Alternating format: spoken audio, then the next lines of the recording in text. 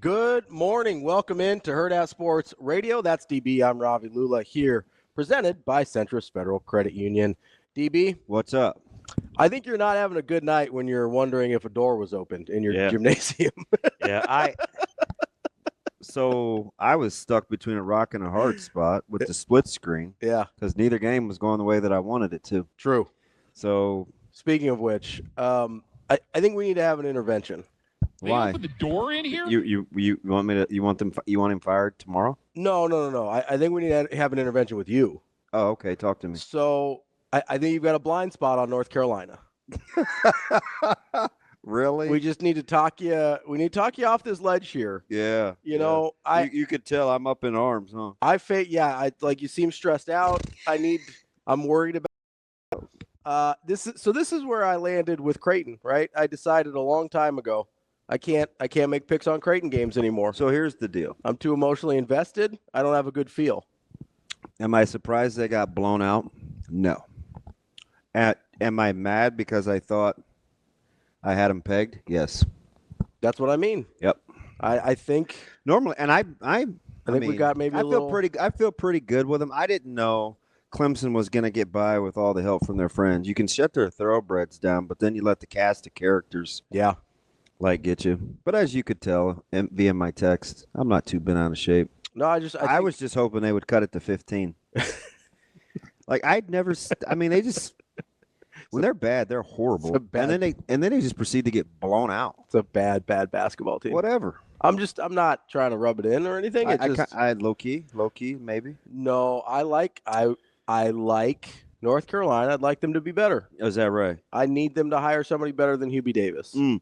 Although I might be at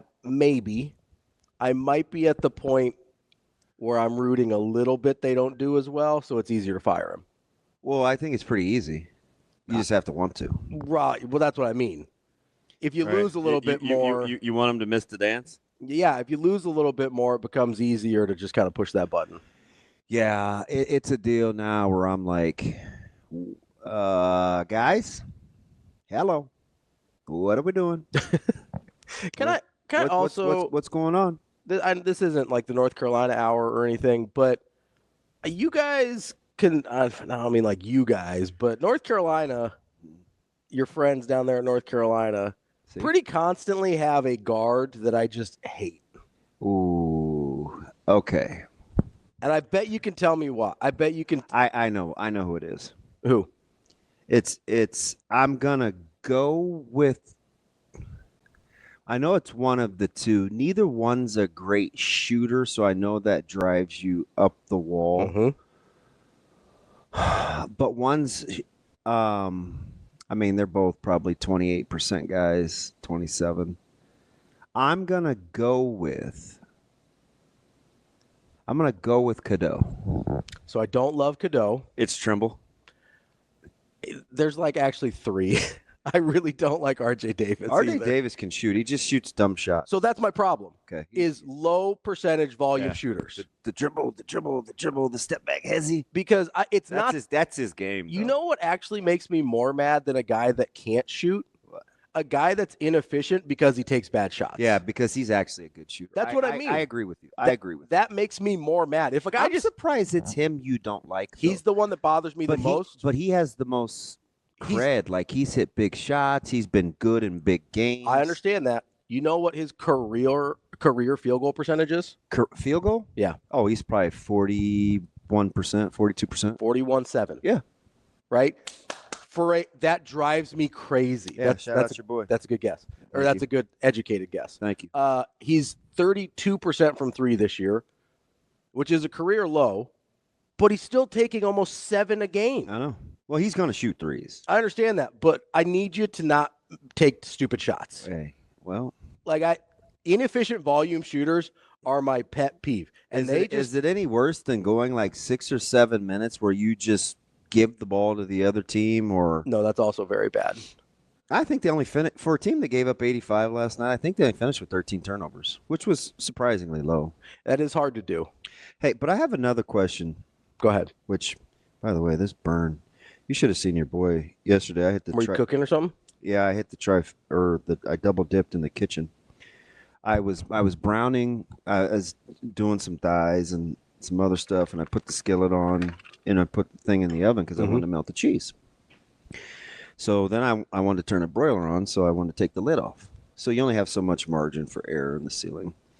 So I touched the knuckle, burnt that deal. Not ideal. No. And I was transporting the chicken to the plate, and the Asiago was about to fall off, and I wanted to save it. And so I tried to move it so it covered the skin, and I pulled it off. And I went to bite it, and I torched my lip. So I'm like, if you could have just seen the comedy of errors. I was like, ooh, ow, my hand, ow, oh. But my hand is kind of full, so I can't drop anything. Yeah. It is embarrassing. But it was to my, like. Isn't that the worst, though? Oh, man. When if it was candid camera, people would have thought like there was a ghost pushing me. Yeah, like when you're by yourself and you're doing stupid things and you can't even look around and be like, did anybody see that? What just happened? That Joker's toe. Lips a little tender. We're gonna be all right. It's gonna be all right. I was gonna say it's gonna be all big right. Kendrick guy. Yeah. You seem very hurt right now. No, I'm okay. I have one question. Yeah. Because there's a lot that we didn't get to yesterday. That the whole Patrick thing is still bugging me.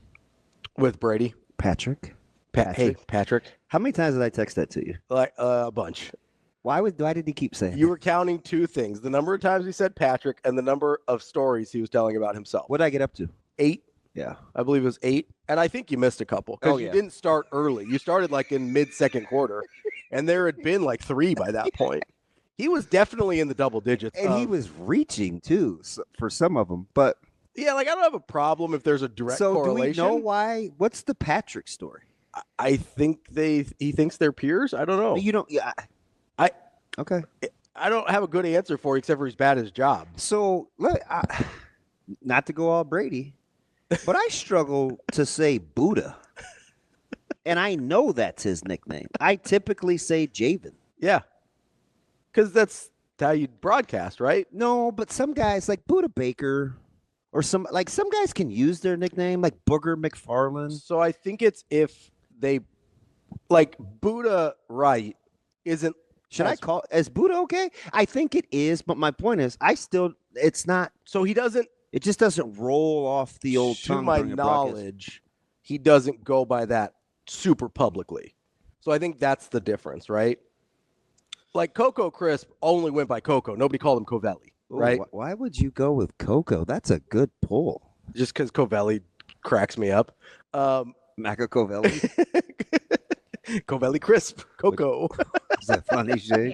Shane laughs at some weird things. That's not even some of my good stuff. Like Isaiah Williams went by Juice. Yeah. Not the second Isaiah Williams, unrelated. But 07 quarterback for Illinois went by Juice publicly. You love that team. I do. That's their second obscure reference in Friday to I talk to Evan too much.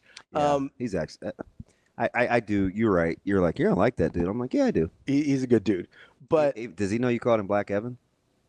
No, I called him wannabe Black Evan. Oh, that's even worse. Well, it's also true. He wore a do-rag to school.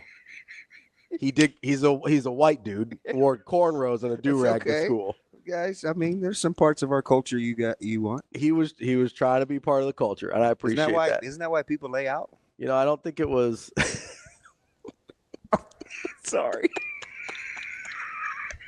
It's flickering. So I told him mules and jewels, baby. I did a stand-up in high school for the whole school. No, you did. I did, and how'd you do it without cussing? Oh, I didn't. It was pretty easy. Really? Yeah. So my favorite joke though. So that was like 2005. So this is like peak high school girl tanning era, right? 05, right? Was it? Yeah. I don't know. I've seen some orange folks at girls' basketball games. I'm like, I know it's November, December, January. You guys ain't been out in the sun. Well, that's because the president's bringing it back. But so I told this joke, and I go, this was 2005, right? So, obviously terrorist jokes were super funny at the time. Oh, no. And I had a beard like this. I'm 17 years old and I had a beard like this. And, I go, I have a hard time going through airports, right? And not just because I look like this, because I also carry my diabetic supplies. Yes. So I've got like needles and vials with me, and I look like this. Okay. It's not a great combination. It's a wonder why I don't enjoy flying.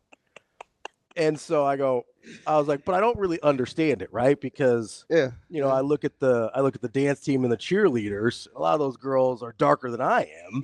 Yeah. And nobody gives them any trouble. And you have a fantastic reputation for with your dance team too. Yeah. And so aren't they like the best in the state still? They do. Yeah, they are. They're terrific. And I had friends on that dance team. And so that didn't go over super well. But my point is there is some overlap there with people trying to look like maybe they belong somewhere else. Hey, speaking of belonging and not belonging, can I ask one more random before we actually get to the show? Oh, I thought this was the show. Yeah, go ahead. If you're Dalton Connect, are you cool? Probably not. I mean, so it depends on how self-aware you are. It is a business. And it depends on how self-aware you are, because it's not like they traded him for another person at his position. Right? Like, I think that matters. True. I think it matters that they're like, hey, we need a big. Yeah. You're a valuable enough asset that we could get this good big for you. So but I don't know if at 28 years old or whatever Connect is as a rookie, 24, I think. Wow. Sorry. That was a stray. That was my bad. That's my bad. That was unnecessary. Just catching strays. That's my bad. What do you have against Connect? No, I actually like Connect. He's a bucket. I wanted Connect to win Player of the Year last year. Remember, I wanted him to win over Edey. Yeah. So I'm a Connect fan. So it depends on how self-aware you are at that age to be like, hey, I understand if you've got 2'6'8", ball handling, bucket getting, plus Austin Reeves. He won't be 24 until April, by the way. Oh my, see, he's very young, very very young, like our guy Baylor Shireman, who I love. We're big fans, but. They see me rolling. I think if you've got. I wasn't even in a good mood. I feel better now. I do what I can for you. I think there might be some level of self-awareness that's like, hey, this is not a me thing. This is a positional thing. Yeah. And I don't know if he's that. He's back on the bench and he's like not even dressed. Yeah, I don't know if he's that mature. Well, I think there's still some limbo here because the Hornets are actually. I know they're going to dispute the physical. Yeah, I don't know how that works. Well, it's the team that's getting them. Right. Yeah. So I don't know if they're trying to say that they're dealing in bad faith or what, but I didn't know there was anything from Mark Williams that would be an issue.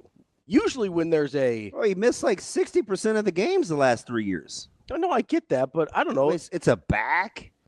It's a foot. I mean, dude, I told you when you were all. I thought that was a good trade. I'm like, yeah, when he plays. Well, when he plays, he's pretty good. Yeah, I agree. But Mike is like at the dinner table. He's like, how do you fail a physical as a professional athlete? I'm like, oh, it happens all the time. Oh, it happens a lot. People right? try to get over. Because it's not let me slide you this broken down horse. It's not your, before you go work at Mutual of Omaha physical. Like it's a little bit more physically involved than that. Yeah. Like they're poking and prodding and testing. I was going to say tug and plug, but poking and prodding is much better. We're going to try and avoid tugging and plugging. Well, they do, man. Like, that was the hard part. No, they're like pulling on your joints and stuff. That was the hard part about going back to test after your physicals to get drafted. It's like, you guys have yanked on everything. You don't feel good. Yeah, it's awful. Yeah. It's awful. They're pretty aggressive on your joints and stuff like that. So I get that for sure, that it's not your run-of-the-mill physical, which I think is what people think. Yeah. Like, I think they're thinking they're high school physical and that's not it. Like, it's pretty physically grueling process. It makes the whole just cough thing seem pretty minor, which was traumatizing. Turn your head. No, I need you to cough. Stop doing that. Okay, it'd be a lot easier to cough, all right? Chill. You ever tried to cough? Why are your hands so cold? Knock it off. It's better than that was the worst. It's better than physicals as you get older, man. You think they poke and prod now. I mean, how demoralizing was it when you'd go there and they'd say, put on the gown, leave the back open. Like, damn it, it's sixth grade, man. I should be past this. Be like, leave the back open? You're not going to buy me dinner or anything? I can use a glass of wine or something. Leave the back open. Wow. What are we doing here? A lot of guys in jail for that, Ravi. It's not funny. Wow. I wasn't making jokes. I was, I just don't know what they're doing back there, Man, tough. But yes, I am interested to see what Mark Williams does when he if they're. How can they dispute the physical though? I don't know if they've got. I'm sure they have some report telling him that they're telling them that he's healthy. But if your doctor fails the physical, I don't know what there is to do there. But how'd you feel watching Luka on your Lakers last night? It's fine. I was in a bad mood. You're such a hater. Well, it's TK's fault. What'd TK do? So he sent me a text early in the day, and I forgot to get back to it because Lord knows you were yapping. And it was kind of innocuous at the time. Okay. But I think he was a little taken aback. I have to go back and find it because it was pretty simple. He's like, FanDuel has Nebraska women's as a 2.5 dog today. Mm-hmm. And I was like, and I remember when he sent it, I was like, that's got to be a misprint. For the Iowa game last night? Yeah. Yeah. No. Not a misprint? Well, it was just weird because Nebraska won at Iowa, which they never do. Yeah. So you would think. And Nebraska's playing pretty well. Yeah. And I was like, wow, was that fixed? But then my man KP, I hope he's not serious. That should have been one of your Vegas nose lines, though. Full disclosure, and we're going to talk to a couple of friends. We talked to Coach Williams 2 weeks ago. We get Will Bolt this morning, which would be fantastic at 9. We get him for the big segment. Got a lot of questions for Will. He said, well, what time today does Dannon fire Amy Williams? What? And the women's hoops strength and conditioning coach. This team is the most sloppy and out of shape team. No, he's serious. Okay, I know how he talks. He's serious. First of all, I do get the rash of injuries. Mm-hmm. They've had some tough injuries in consecutive years. Yep. So, much like Creighton about 5 years ago, that was a thing, right? Guys getting hurt, the soft tissue stuff. Mm-hmm. Well, you had to take a look at the strength and conditioning program, and they did. They did. And it's been I much better. get where fans, and it's happened in football too. Oh, we have so many groin injuries and soft tissue injuries, but Coach Williams is pretty fantastic. Yeah, all bias aside. I agree. Like, she is a great coach. I don't like that's out of pocket. It is like that's out of pocket. You want to talk about strength and conditioning staff? Sure. Like, let's talk about strength and conditioning staff. Let's talk about injury prevention. Let's talk about how they go about that. I'm all for that. I used to rail on that with Nebraska football teams. Mm-hmm. I thought that, especially under 3 of the previous regime, at least 2. I know I had real big issues with Riley and Pelini. I didn't think it was as bad with Frost, but I might be misremembering. Who did Bo have? Kennedy? That was Kennedy, right? Yeah. All this stuff kind of blurs because we were mad about everything. Yeah, we were. Who was Riley's? Was it Big Simone guy? Yeah, he ended up going back to USC. I can't remember his name. Because Duval was Frost. No, you don't. Come on, Cohen. It's just Duval. It's Duval. No, come on, Ravi Cohen. Or is it Duval? This dude practiced for 3 days, and each one it was more cringe. I was like, "How's this dude on my timeline?" Just Duval. Is that better? Did I get it? Yes, thank you. Duval. But yeah, it was the Big Samoan dude for Riley, and then I can't remember who Pelini had, but like there were some legitimate concerns over the course of those guys. Yep. And yep, he's serious. And I think you have to address that, just like Creighton did with their basketball. I mean, you had the run of like Mo Watson, Martine Krompel, Isaiah Foster. What's that? Foster got hurt. Yeah, Foster got hurt. You had Isaiah Zierden was banged up a bunch. Zach Hansen had a hard time staying healthy. Zierden had a couple knees, right? Yep. Jacob Epperson had a hard time staying healthy. Like, there was a bunch. And they addressed. That's right. I forget. Like, Epp never really came back. No, he didn't. And, some people thought they rushed him and whatever because they needed him because Krompel went down. But it was, like, there was a bunch. There was a bunch of them, right? It got addressed. Knock on wood. Not something you hear about a lot. Pop Isaac's thing was an incoming issue that just never really got right. See, Shane, if they would have had a physical. Although, okay, so they did know it was bad. Your guy TG, My guy? No big deal. He goes, Wait, he's usually Team Ravi. Now you're giving him back to me? he goes, if the he is Team Me. That's why I was. If the Lakers were able to dump AD's broken down body on Dallas, they should have to take anyone another team tries to dump on them. Fair point. I mean, fair point. And why I don't so what I don't understand about why he low-key rides with you is it was my guy way before you. I mean, we're talking like Class B football. Yeah, back in the day. Yes. Back in the day. Yes. I don't know what it is. It's like, are you this dude's alter ego? Is he really not a nice person, so he rides with you? That's true. It's 100%. The mean-spirited folk tend to. But I was shocked. So that game put me in a bad mood. Which one? The Lakers game? No, the Nebraska-Iowa game. Because I had already checked out of UNC. Because TK put some nonsense in your head? And I was like, why? And so I went back to that text, and I was like, you know what? They were onto something. Why were they favored? Yeah. That's odd. It was at home. And not that why he knew that line was a whole nother question. Like so I got two guys that are like that. We've got some degenerates in our. See, that's how Aaron is. Yeah, that's how Aaron is. Like he's the one that was giving you the wrestling lines, wasn't he? So I do like his wrestling breakdowns. So I'll ride with that. I understand that. It's still some degenerate behavior. But my man will watch that thing go from, hey, they're 5.5 now. Hey, it's up to 8. Hey, it's 9.5. I got to pull it. I'm like, is there enough action? Is there enough action? Are you doing anything else with your day? That's what I want to know. Like, or maybe he gets alerts every time there's a line change. I'm sure there's an app for that. No, my man's a brand new daddy, so he's just up in the middle of the night, just scrolling while he's trying to keep that kid asleep. I don't know. He hit me the other day because they've got a little girl too, and he's got older twins, and he goes, "Oh, this is the text. Didn't expect to be having my son today, but here goes nothing." I was like, wait, what? He goes, yeah, they're inducing tonight. And I go, oh, well, they usually give you some kind of warning for that. Like, it can't be. It's just his delivery. He's a man of few words. So just wild out here. So by the time I got around to watching the Fakers, I was like, I wonder if Connect's happy because I really like Dalton. Yeah. I thought it was a great pick for them. Yeah, I really did. I was super happy. Yeah. I guess if it's a business, it's a business.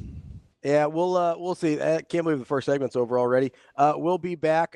You got a big one with your guy coming into town tonight. I can't wait. We got Schaefer coming up at 9. We've got Will Bolt coming up in the 9 o'clock hour as well. Until then, it's a lot of me and DB nonsense. Stay tuned. More Hurrdat Sports Radio coming up next. Welcome back, Hurrdat Sports Radio. That's DB. I'm Ravi Lulla here on the Pillar exterior stage. Didn't get too much snow overnight, so your commute it's a coming. Your commute should be okay, but make sure you got that seatbelt fastened anyway. It can happen at any time, regardless of weather or road conditions. Just make that thing click. It prevents injuries and saves lives. This message from the NDOT Highway Safety Office, which apparently lately has also turned into a brief weather report for your commute. But like McDuffie on A.J. Brown seatbelt. Yeah, AJ did get a couple. AJ got a couple. You know, he had a nice little game. Patrick. Hey, Patrick. Patrick, you got to play better. Oh, Patrick. Patrick. Was he trying to little brother him? I don't know, man. It felt like he was maybe trying to little brother him a little bit. Oh, Patrick. It's like, hey, your 3 Super Bowls are cute. I've got 7. Patrick. I'm like, stop it. Knock it off, all right? There was a time that Tom Brady was also 3-2 in Super Bowls. Yeah. People forget. My man conflicted going back to Connect. He said he looked miserable last night. We can't have my man Dalton miserable. So TK said the Hornets doctor passed him. Lakers doctor failed him. Yeah. Hornets are disputing it. Does TK not know that that's my team?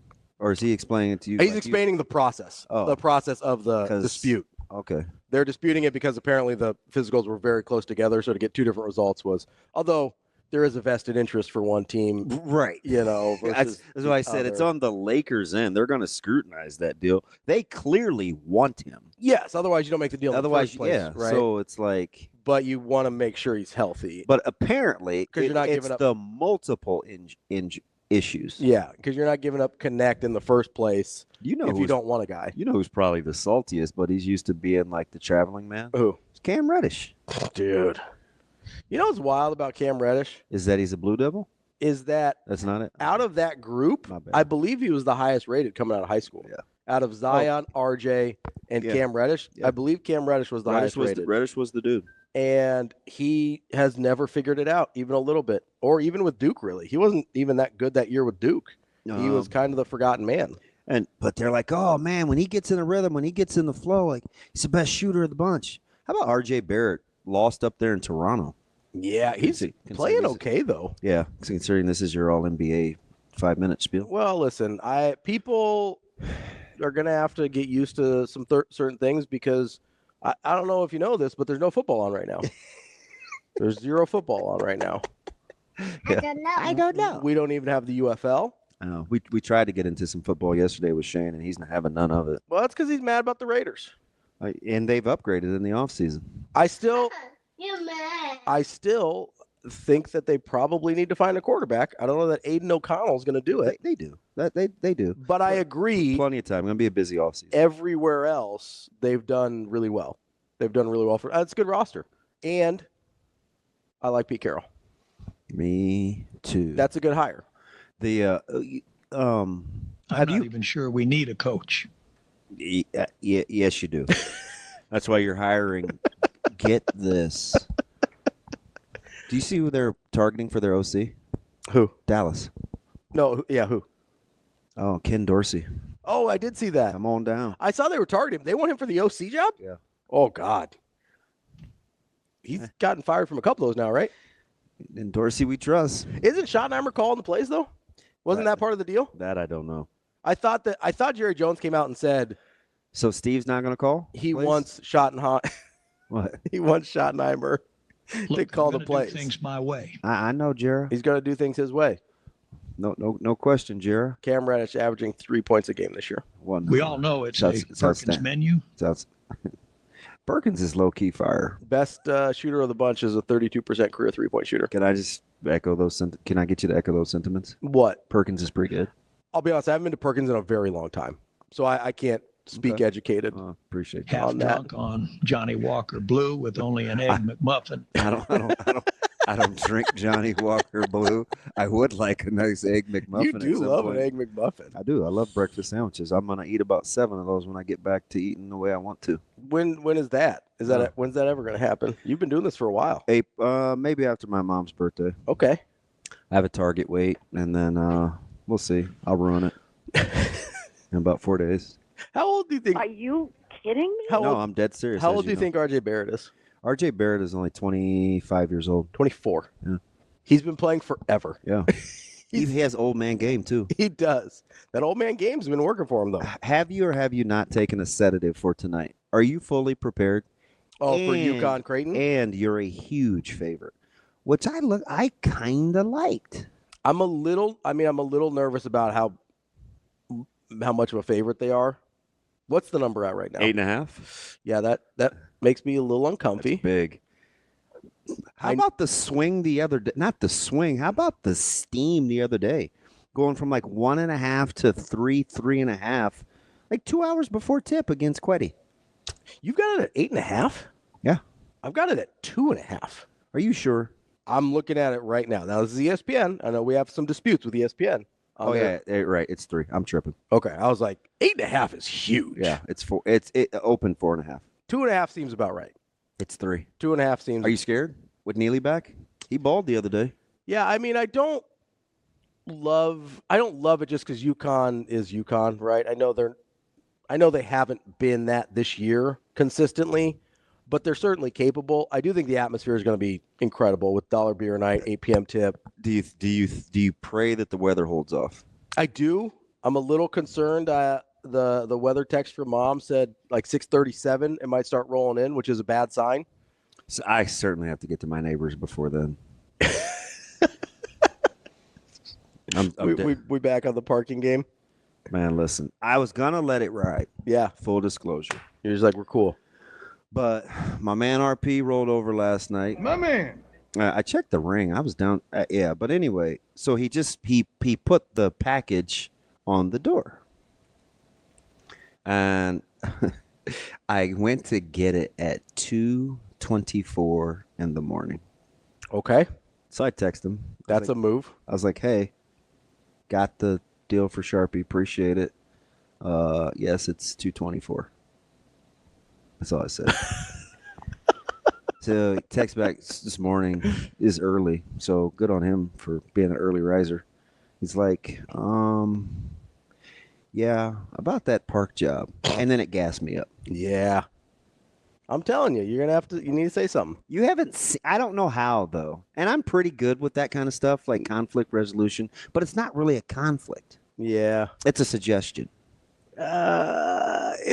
But here's the problem. If the suggestion doesn't go over well, it's going to become a conflict. Yeah. Look, I'm going to do things my way. I mean, do you have to run into them on accident before it becomes... So I would have to go full-fledged stalker mode. Like, I'd have to sit by the window. Because you don't want to just knock on the door. I kind of did. You kind of just knocked on the door? No, I kind of want to. Oh. Yeah, that feels awkward to me. I feel like you kind of need to make it a natural interaction. Hey, saw you out. Yeah. So what I do, run and like open a garage and pretend to be doing something? Yep. 100%. Well, that's creative. That's a lot of energy. Or you pretend like you're going to check the mail or something. Yeah. Be like, oh, hey, I was been meaning to talk to you. So the other day it was pretty slick out, and I was kind of afraid I was going to slide into your vehicle there. I just backing down in neutral. Yeah, no, it's actually about 1 mile an hour. Just like we're sliding right on. It gets pretty slick around here. What does bolstered mean? It gets pretty slick around here. So anyway, if the weather holds off, it should be pretty rocky. Yeah, it should be pretty tuned up. Who's on the call? And they, you know how Creighton fans, not just me, feel about Dan Hurley. Not particularly in love with the man. Does Neely bug you? I mean, yeah, I'd prefer they didn't have him, if I'm being honest. But you still got to think matchups, right? Like, is that a guy you were like, oh? Probably not. Like, I don't know. Probably not. He does take a little of the responsibility off of Caravan. Yeah, I think it helps Caravan more than I'm worried about McNeely specifically. I will say him and Caravan are the size of players Creighton is sort of built to have options with. Mm-hmm. You've got a Jason Green, you've got a Mason Miller, you can throw a Fedor at him. Exactly. Trout's been even defending pretty well, although he's probably a little big for McNeely. He might end up on a Caravan from time to time. But like all those guys every time you say Caravan, do you want to say of love? No. What's that? Is that a song? On a caravan of love. I think it's Caravan. Like a Dodge. Why are you so particular? Well, why are you so obsessed with me? She's got my back. I think everybody knows I don't cuss, but that'd be a funny note. It's not cussing if it's written down, right? So you hand it to her. Quiet is kept, though. The amateur part, there is a sticker that on the back that says amateur driver. I'm just saying, you might need to. Could be a nice little play on words. That's if the knock on the door doesn't work out. That's you start leaving stickers on their car. That's DB. I'm Ravi. Lulla. More Hurrdat Sports Radio coming up next. Wrapping up hour number 1 here on Hurrdat Sports Radio. That's DB. I'm Ravi Lulla here at Hurrdat Sports Bar and Grill. DB, we'll get off of basketball here in just a second and talk about football because I know people love football and that's great. What happened? There's no football. No, but there's a topic I do want to get to because one of our guests yesterday kind of just lit a match and then walked away. But we'll get to that here in a second. Can I say, as much as I dislike Dan Hurley, he's not even on the top of my bleep list for Big East coaches right now. What list is that? I've been listening to Coach Hurley and Danny Hurley a lot. I know, Coach. Hey, what's bleep? What do you mean? Let's practice. We can't say that till Monday. That's the closest I've ever come to being out on Coach Rule. Really? Is when he's like, yeah, I was listening to Danny Hurley a bunch. Oh, yeah. I've been listening to Coach Hurley and Danny Hurley a lot. No. Get out. But he's not even – he's currently third on my bleep list. No. Can you guess – in the Big East. In the Big East. Can you guess who the other two are? Okay, so you have 1, 2, and Hurley's third? Currently. After tonight, I'm sure he'll be back up to 1. But currently, he's third. Of dislikes? Yeah. Oh, Shaheen Holloway's 1. Oh, no. It's not – I mean, yes. I dislike that he's bad at coaching. Oh, so this is just like dislike, personally bothers me. Personally bothers me. Oh, this is tough. I know. Although it's a couple guys I've talked about. And especially one of them is kind of famously annoying, I think. I hate that. That's when I want to hear him talk about Danny Hurley. Shane is locked in this I morning. hate that. I think you should know one of them. Oh, duh. And I'm wearing sleeves. Yep. Mr. Marquette. Yeah. So him and the other I started this because of him. Him and the other guy have something in common. That's absolutely not true. They both stand on the court. They both play defense. Okay, so the other guy would be Creighton played this guy recently too. Oh, Sean Miller? I think it was last week. I don't know. I lose track of the game sometimes on who they played with. It was right before Marquette. Oh, and you think he's a bad coach. Neptune. No, Kim English. I also think he's a bad coach. But what did Kim English? They don't even win enough for him to get under your skin. No, here's the problem. It's the same thing. I knew you hated Shaka Smart. Yes, I do hate Shaka Smart, which is I used to like him, and now he pisses me off. But here's the problem, and I texted this in the group. Kim English was running behind shooters in the corner in the first half, like sprinting behind them. Yeah. He wanted guys to he wanted them to close out, Ravi. I hate that. He was just Shaka does it. He was just demonstrating how to close out. I was watching that. Yeah, Shaka. It's funny that sticks in my head. I had never seen it before, but he was wearing bright pink the other day. Well, as was his team. No, that's fine, but it stood out a lot, right? It stood out a lot more when somebody wearing highlighter pink is running behind my shooters. Is that what they call it on this neon pink, highlighter pink? I don't know what the listen. The crayons. I don't know. He's had some wow moments. I'm just telling you. He looked like he was Chapel Roan on the Pink Pony Club over there, just running behind my shooters. The word I was looking for was swatches. That was not what I was about to say, and I was like, oh my God. The goddamn rabbit hole's been getting me. It's on the brain. I was like, is that what color it says on the swatches? Yep. Highlight pink. I don't know. Highlighter pink. I don't know if that's the official color or not. Been shut down. Shut it down. Although I don't know. Apparently, you can do that stuff now. That's what I was gonna say.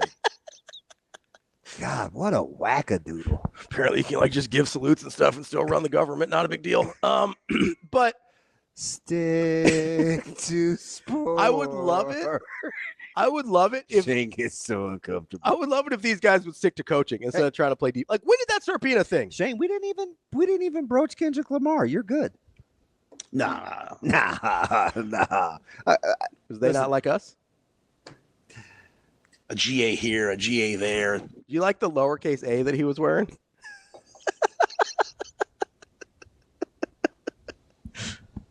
I don't know if you know this, but in music, the lowercase letter actually means minor in the minor key. I just thought it was interesting. All I'm gonna say about that Thought it was interesting. Still a big Drake guy. I love Drake. Mike had my back last night too in the living room, so take that. He did not have it on the phone. No, yeah, hey, that's on you. Yeah. He doesn't really mess with Kendrick though. He backed away from he doesn't, but he backed away from your Drake take in a hurry. In his deep old voice, he's like, "Yeah, that's on you. Yeah, that's all you. That's all." Bussin'. Pressing. I've got a pretty good Tomlin. No, that was terrible. That was pretty good. The thing that I'm most disappointed about in that deal is the dissing of Drake was good. not. It wasn't the point. Have been the main takeaway. It wasn't the point. And if that was the main takeaway for people, then you missed it. Yep. Although I thought it was interesting that guys like Marky Mark would say things like, "Oh, I think it missed the mark." Like this dude is like black, white, red. Now feel the vibration. And like his draws, like if that dude didn't sell out to make coin, like knock it off, Mark. Half drunk on Marky Mark. Am I misremembering that? Black, white, red. Now feel the vibration. Don't. Good vibration. Yeah. Same dude, right? No, it's the same dude. Okay. Yeah. All right. He used to be part of the Rainbow That was a Colors of Benetton. different dude. The funky, It's the same dude, but it was a different funky bunch. He's not that dude anymore. Yeah. Now he's Maybe that's why Hy-Vee booted him. Yeah, they're like, hey, funky bunch, get out of here. No, it might be just the opposite because I might be done messing with Hy-Vee too. I don't know. Yeah? Man, I don't know. Guys are high. I'm just saying. So did you see where eggs up in, was it Seattle? $11.98 for a dirty non-baker's dozen. I don't buy a lot of eggs, if I'm being honest with you. Bro, that's like a staple. I ate 31 deviled eggs Saturday. That's too many. Okay, 31 minus 15. Have you seen Dude, dead serious. Have you seen those memes of like I think it's from, you probably don't know this show, Rick and Morty. It's a cartoon show.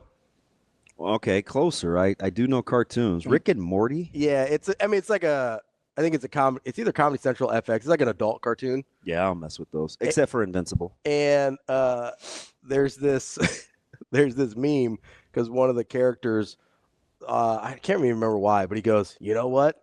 Somebody gives him a terrible idea, and he goes, you know what? You son of a bitch, I'm in. And there's this meme about deviled eggs where he goes, hey, do you want to eat 3 dozen eggs? And he's like, no.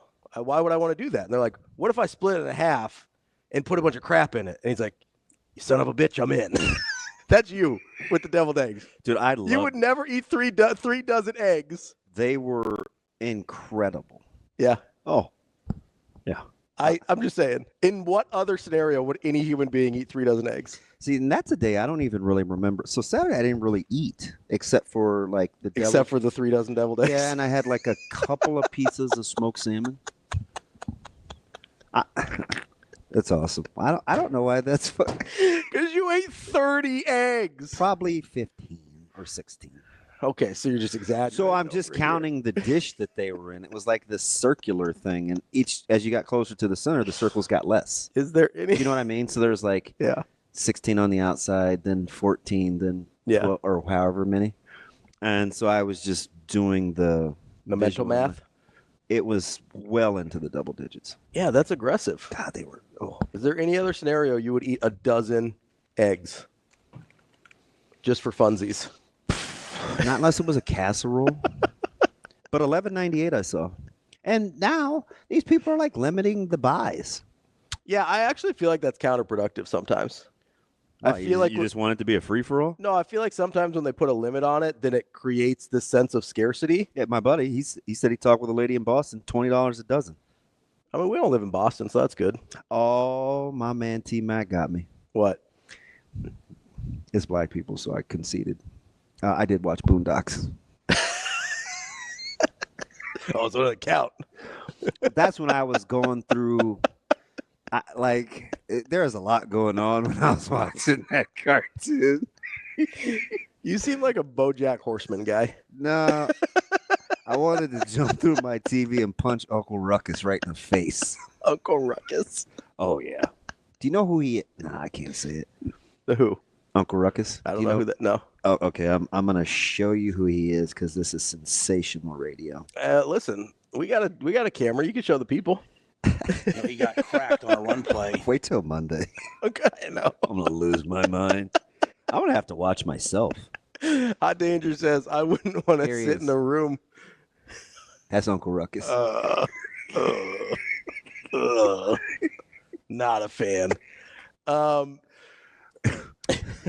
That is good. That's Uncle Ruckus. So Hot Danger says I wouldn't want to sit in a room with somebody who ate 31 deviled eggs. So you know what? Kegs and eggs and football. Let's go. Exactly. I'm not like different than normal people, but that doesn't like get me. DB built different. That doesn't get me. And maybe it was because I was like empty, but that's not a thing. DK says, were those eggs from July of 2024, DB? I think he's making fun of your food safety. Oh, no, I got to ask Amber. T-Mac goes, the girls coach for Gretna East plays defense and runs and yells behind shooters. Yeah, don't do that.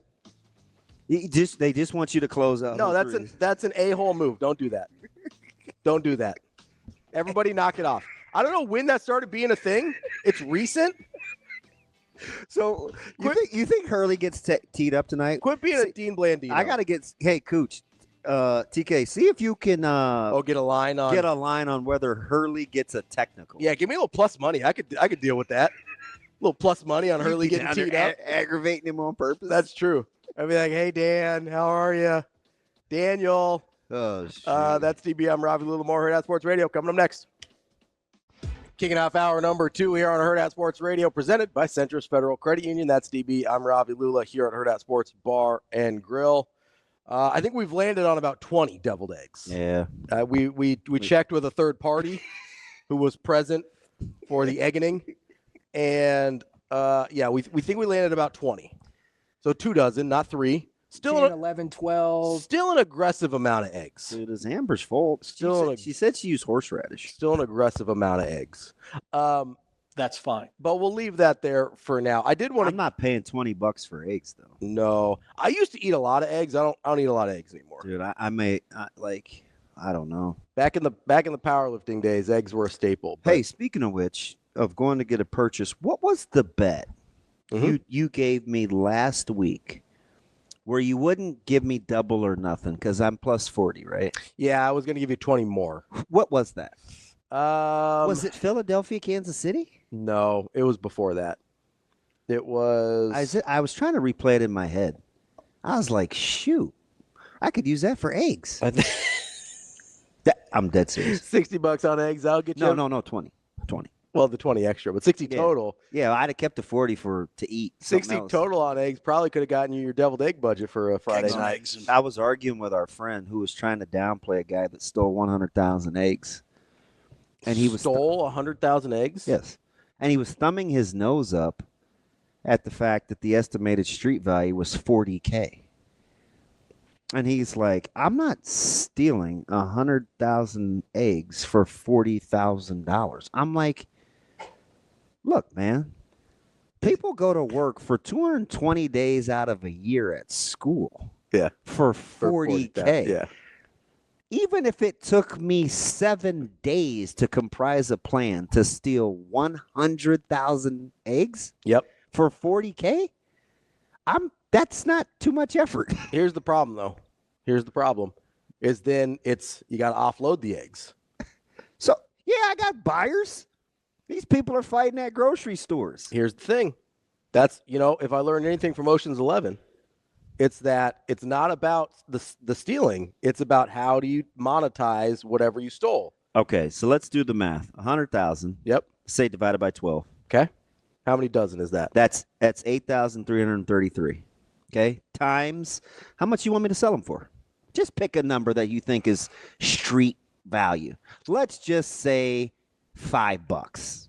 Okay, I was gonna say 6, but 5 works. That's 40,000 and change. Okay. You think I'm letting or do you think I'm letting those eggs go for $5? No, probably not. All right, let's say I let them go for $7. $7. 7 seems fair. Yeah, that's $58K. I'm doing that. I'm just saying. Offloading 100,000 eggs probably harder than you think it is. Man, listen, I'll go stand outside Costco. Where? I'll go get one of those. Hey, Shane's looking at me. People, I could get a permit. I could. Do you see some of these street vendors? Why can't I just go apply at the city and be like, "Hey, man, I got some eggs." No, How do people at the farmers market do it? You do have to register as a cottage food seller. Pardon? Cottage. That's the term that they use. Cottage food seller. Ooh, I might not pass. Do you have to have like certain markers?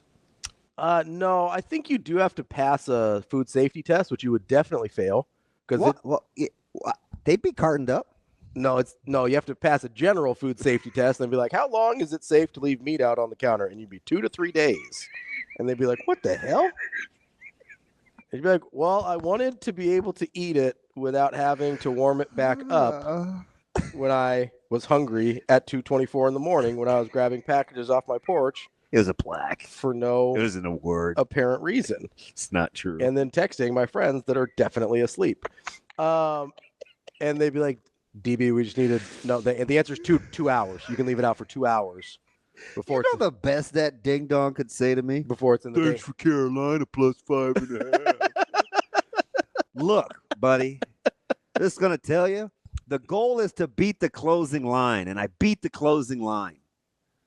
The closing line was 4. That's what you want to do. beat the closing line. You didn't beat the closing line. They lost by 20. Well, I mean, but I still beat the closing line. How? Because if I could get North Carolina at 5.5 and it closes at 4, I know they got drubbed, but I beat the closing line. That's the goal. That's the goal. I'm just telling you. It's like this. It's like, think of it this way. That's some mental gymnastics there. It's really not, numbnuts. Oh, how I had to break down a goddamn unit for you. I wanted to hit you with mine. I was like, pay attention. Please don't hit me with your unit. Oh. See you. Have a good day. Love you. I'm so sorry. I'm just trying to get our iPad set up again.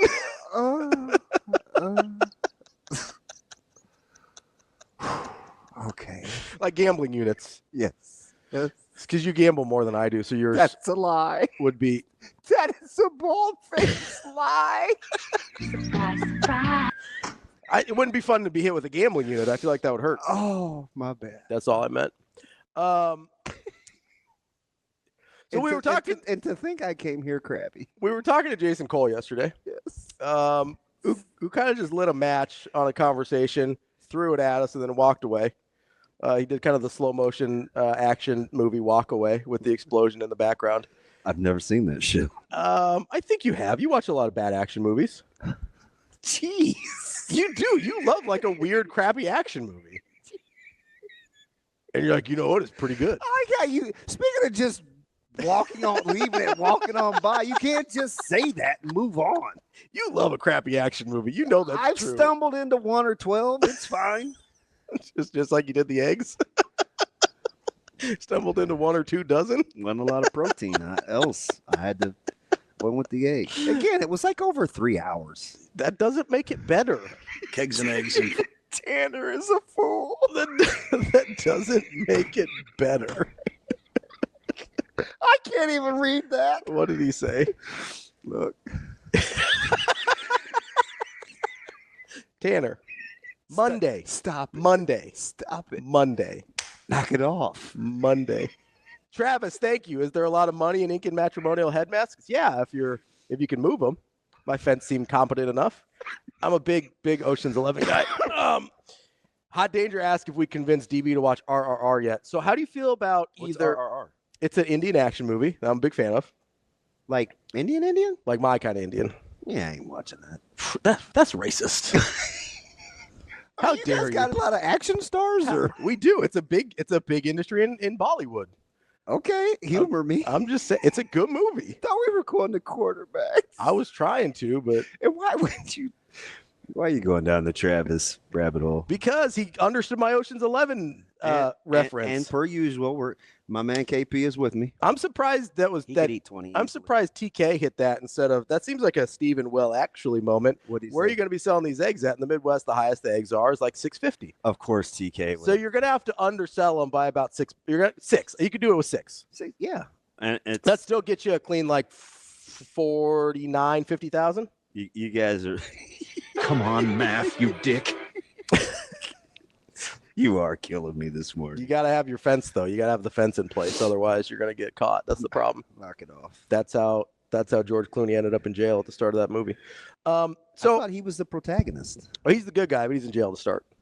Oh, he hemmed up. Well, he's a thief. So like Akon, they got him locked up.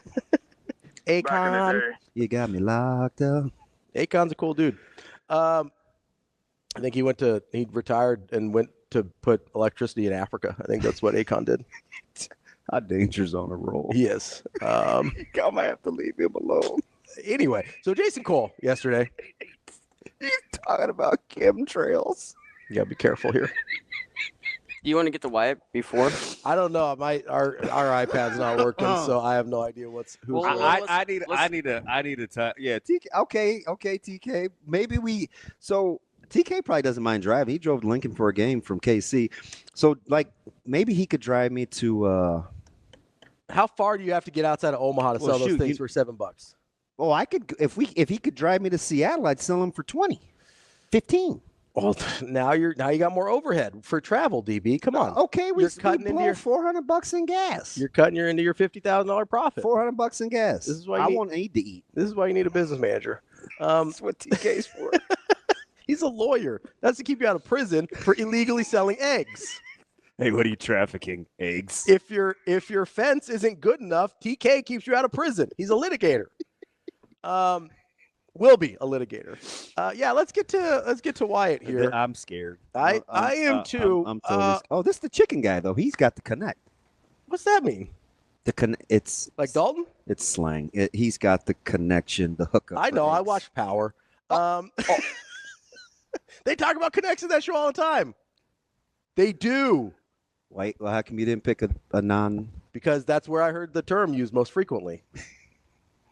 I'm moving on. Breaking Bad, is that better? Yes. All right. Yeah, pick that guy. Those guys. White people can be drug dealers too. Equal opportunity. Asians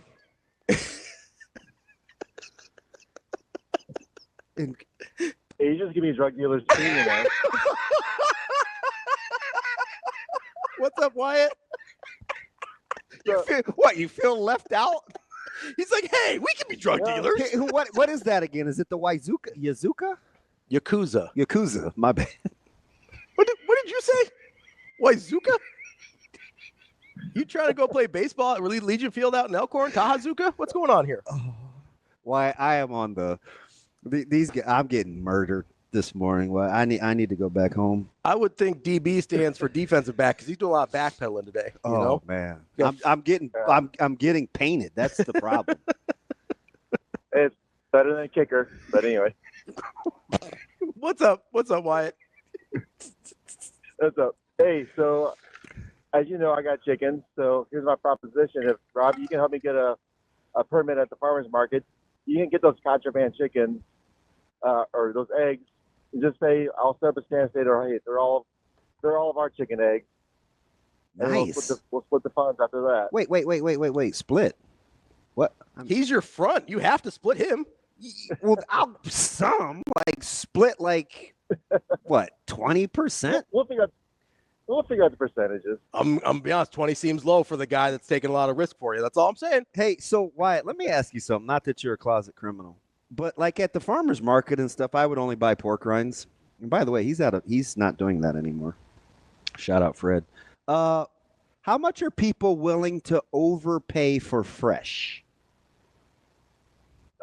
I don't know because we don't actually sell our eggs like that, but I would say at least probably like a couple dollars. Depends on if they're organic too. That's the thing.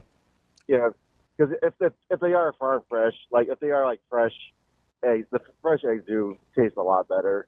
And they're like orange. They're a different color. Yeah, they're orange. Yeah, and they're like Ravi here for a lot of color this morning.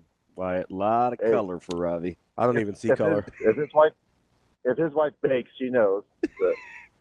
I have one more question.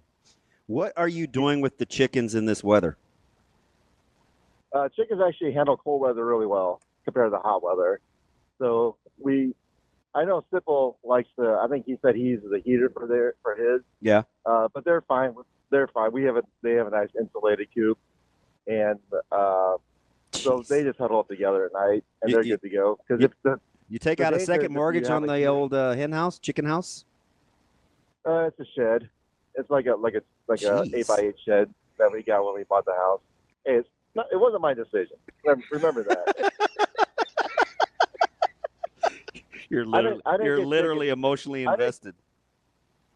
I didn't get the chickens. The chickens got me. So. Kind of like Plymouth Rock. All right, Wyatt. Yep. Pretty much, yeah. Appreciate it. Asian Wyatt here for Asians being able to deal drugs too. Equal opportunity. Quarterbacks. So Jason Cole, yesterday, NFL Pro Football Hall of Fame selector, so he knows a thing or two about this particular discussion, was kind of just casually doing a drive-by of some quarterbacks, and he made some Hall of Fame comments that sort of got us spiraling down this path. It occupied every break. It did, and then it occupied a good chunk of the rest of my day because our friend Austin, who comes in and hangs out with us sometimes. I think you were a little salty in that conversation. Who, me? Because I happened to catch you in the middle of it. Yeah, you did. I wasn't really salty. What did I call for? I don't know, something. Okay. I can't remember. It was. I think it was mostly a casual conversation. It wasn't anything terribly pressing. Oh, I know what it was. Officiating. That's right. Yeah. But so Austin at some point had come in. He's the only Carolina Panthers fan that I know outside of you. Okay. He's a good man. And so we had this Luke Kuechly discussion a couple days ago where I said, I'd rather see Torrey Holton over Luke Kuechly for, various reasons. And so he comes in, writes on the whiteboard in my office, Kuechly's a Hall of Famer, blah, blah, blah, keep pounding all this, Panthers. That's what you walked in. Panthers nonsense. And I go, listen, man. What's his history with Carolina? No, never mind. We'll figure it out. I want to finish this. We'll figure it out later. But we've got a couple open segments here. We'll be okay. We'll get to it. But I much like Jason was talking about how they wanted to be more selective, I need something more exclusive than the NFL. Ruckus Jason or a different Jason? Oh, Jason Cole. My bad. Not Uncle Ruckus. My bad. No, I didn't watch the Boondocks. Go. Just go. I thought it was Uncle Rico. Different guy. No. Different. I think different target audience too, if I'm being honest. I think we need something more exclusive than the Hall of Fames. They've gotten away from us a little bit. They've become halls of very good, and I need better. This is why years ago, in a former life, I came up with the concept of Lulla Stars for the NBA. There are 18 Lulla Stars since the NBA-ABA merger in 1976. That's it. There's been way more Hall of Famers. So in a Ravi Hall of Fame, you don't have 18 NBA players. Since the merger, correct. Because here's what I think matters. I need them to be more exclusive. Maybe it can be a special room inside the Hall of Fame. It's the Lulla Stars room. But here's how I defined it for the NBA. And I'll give you my definition for the NFL as well. So for the NBA, I need you to have the career resume, obviously. It has to stand up. You can't just have 4 months of Jeremy Lin, but it happens to be during the playoffs, so you win a title, and that's your thing, right? Have to have the career resume to back it up. And number 2, this is the most important one and the most controversial one because it leaves out some guys that everybody else likes a lot. You have to be the reason your team won a championship. You have to be, or the reason the team could win a championship, right?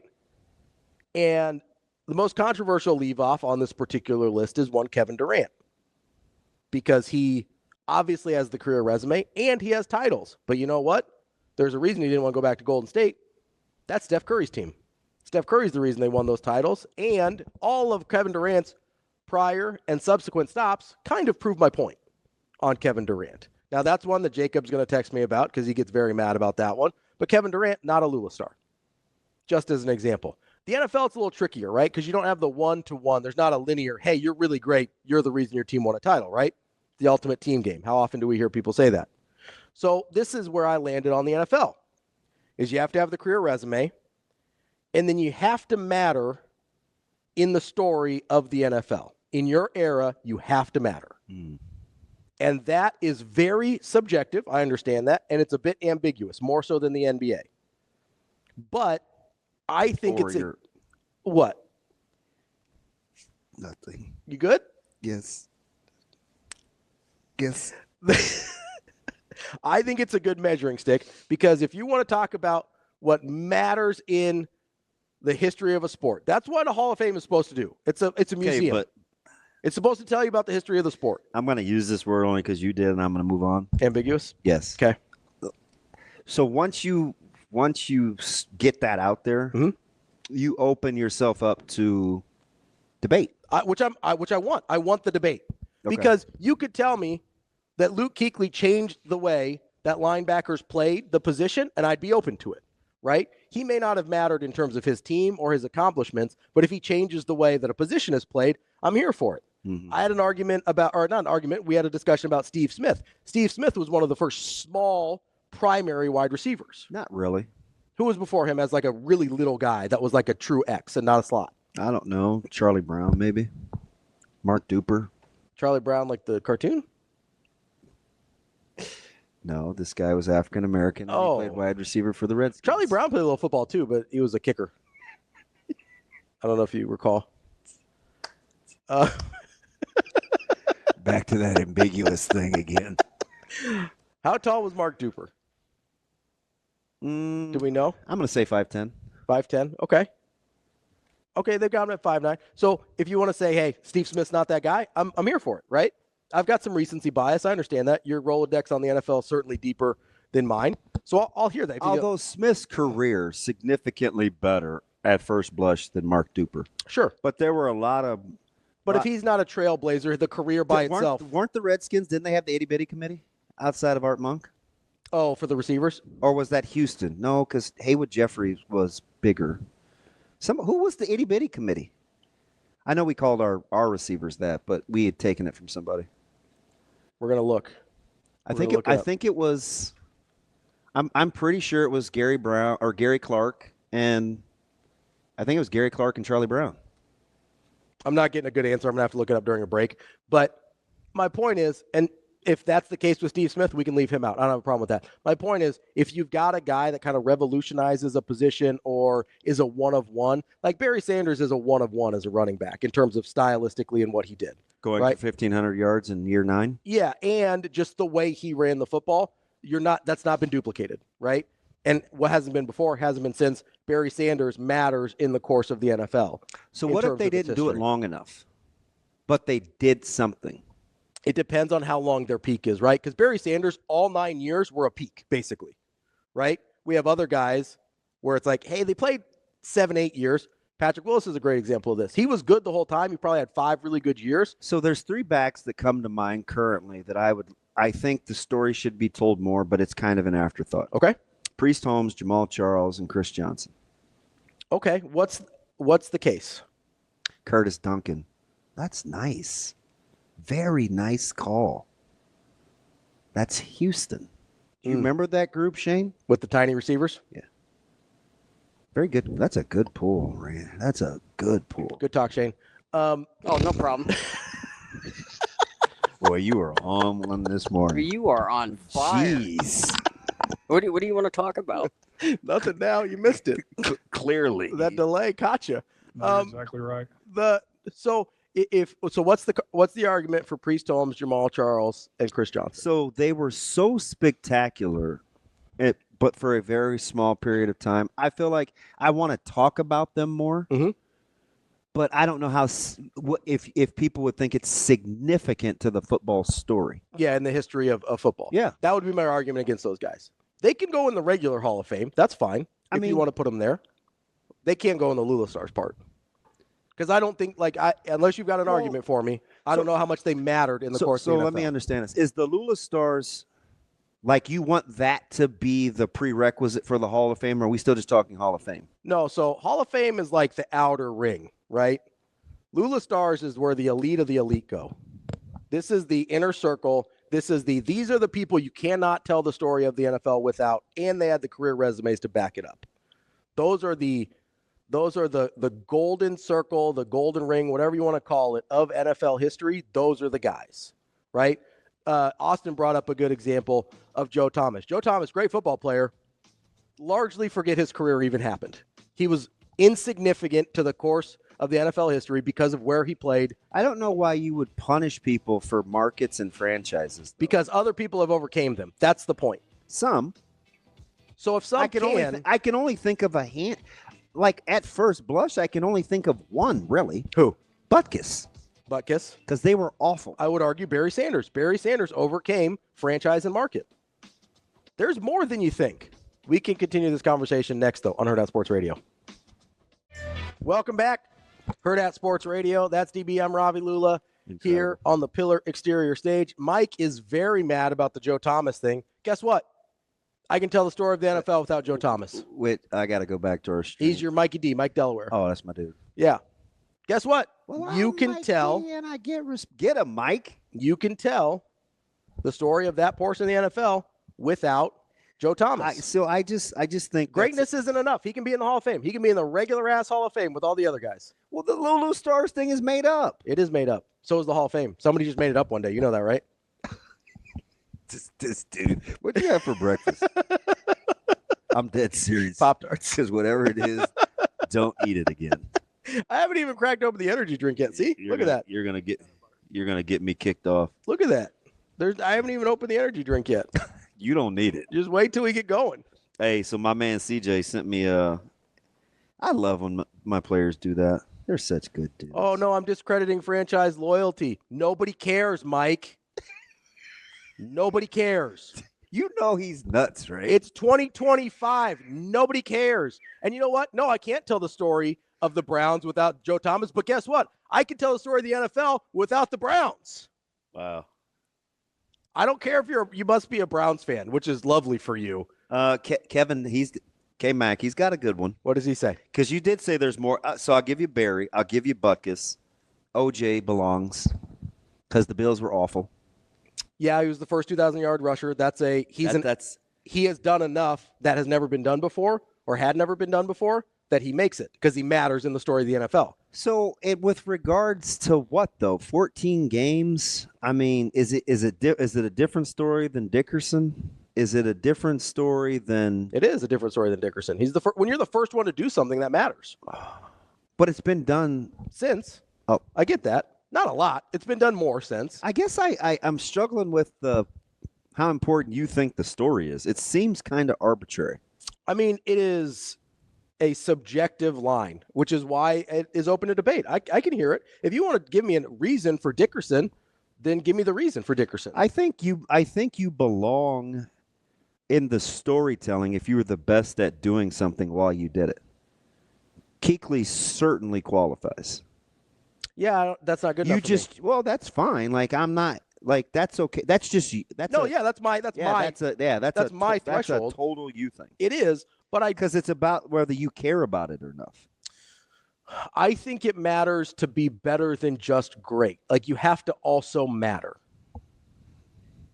Like greatness is one thing, and that's awesome. Good for Joe Thomas, good for Eric Dickerson, good for whoever else that we've talked about, right?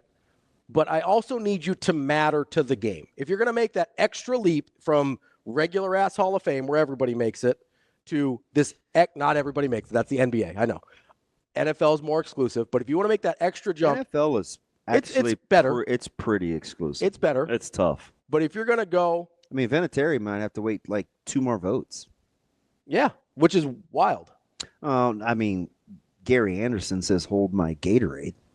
Gary Anderson took forever. He did. I think Vinatieri matters more to the history. And he was goaty, and Vinatieri matters more than Gary Anderson. He does. Not Gary Anderson, Morton Anderson.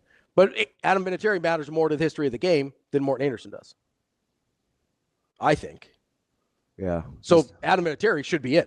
I wonder. He's got the career accolades, and I wonder, statistically speaking, outside of the hardware, Morton Anderson is the better kicker, right?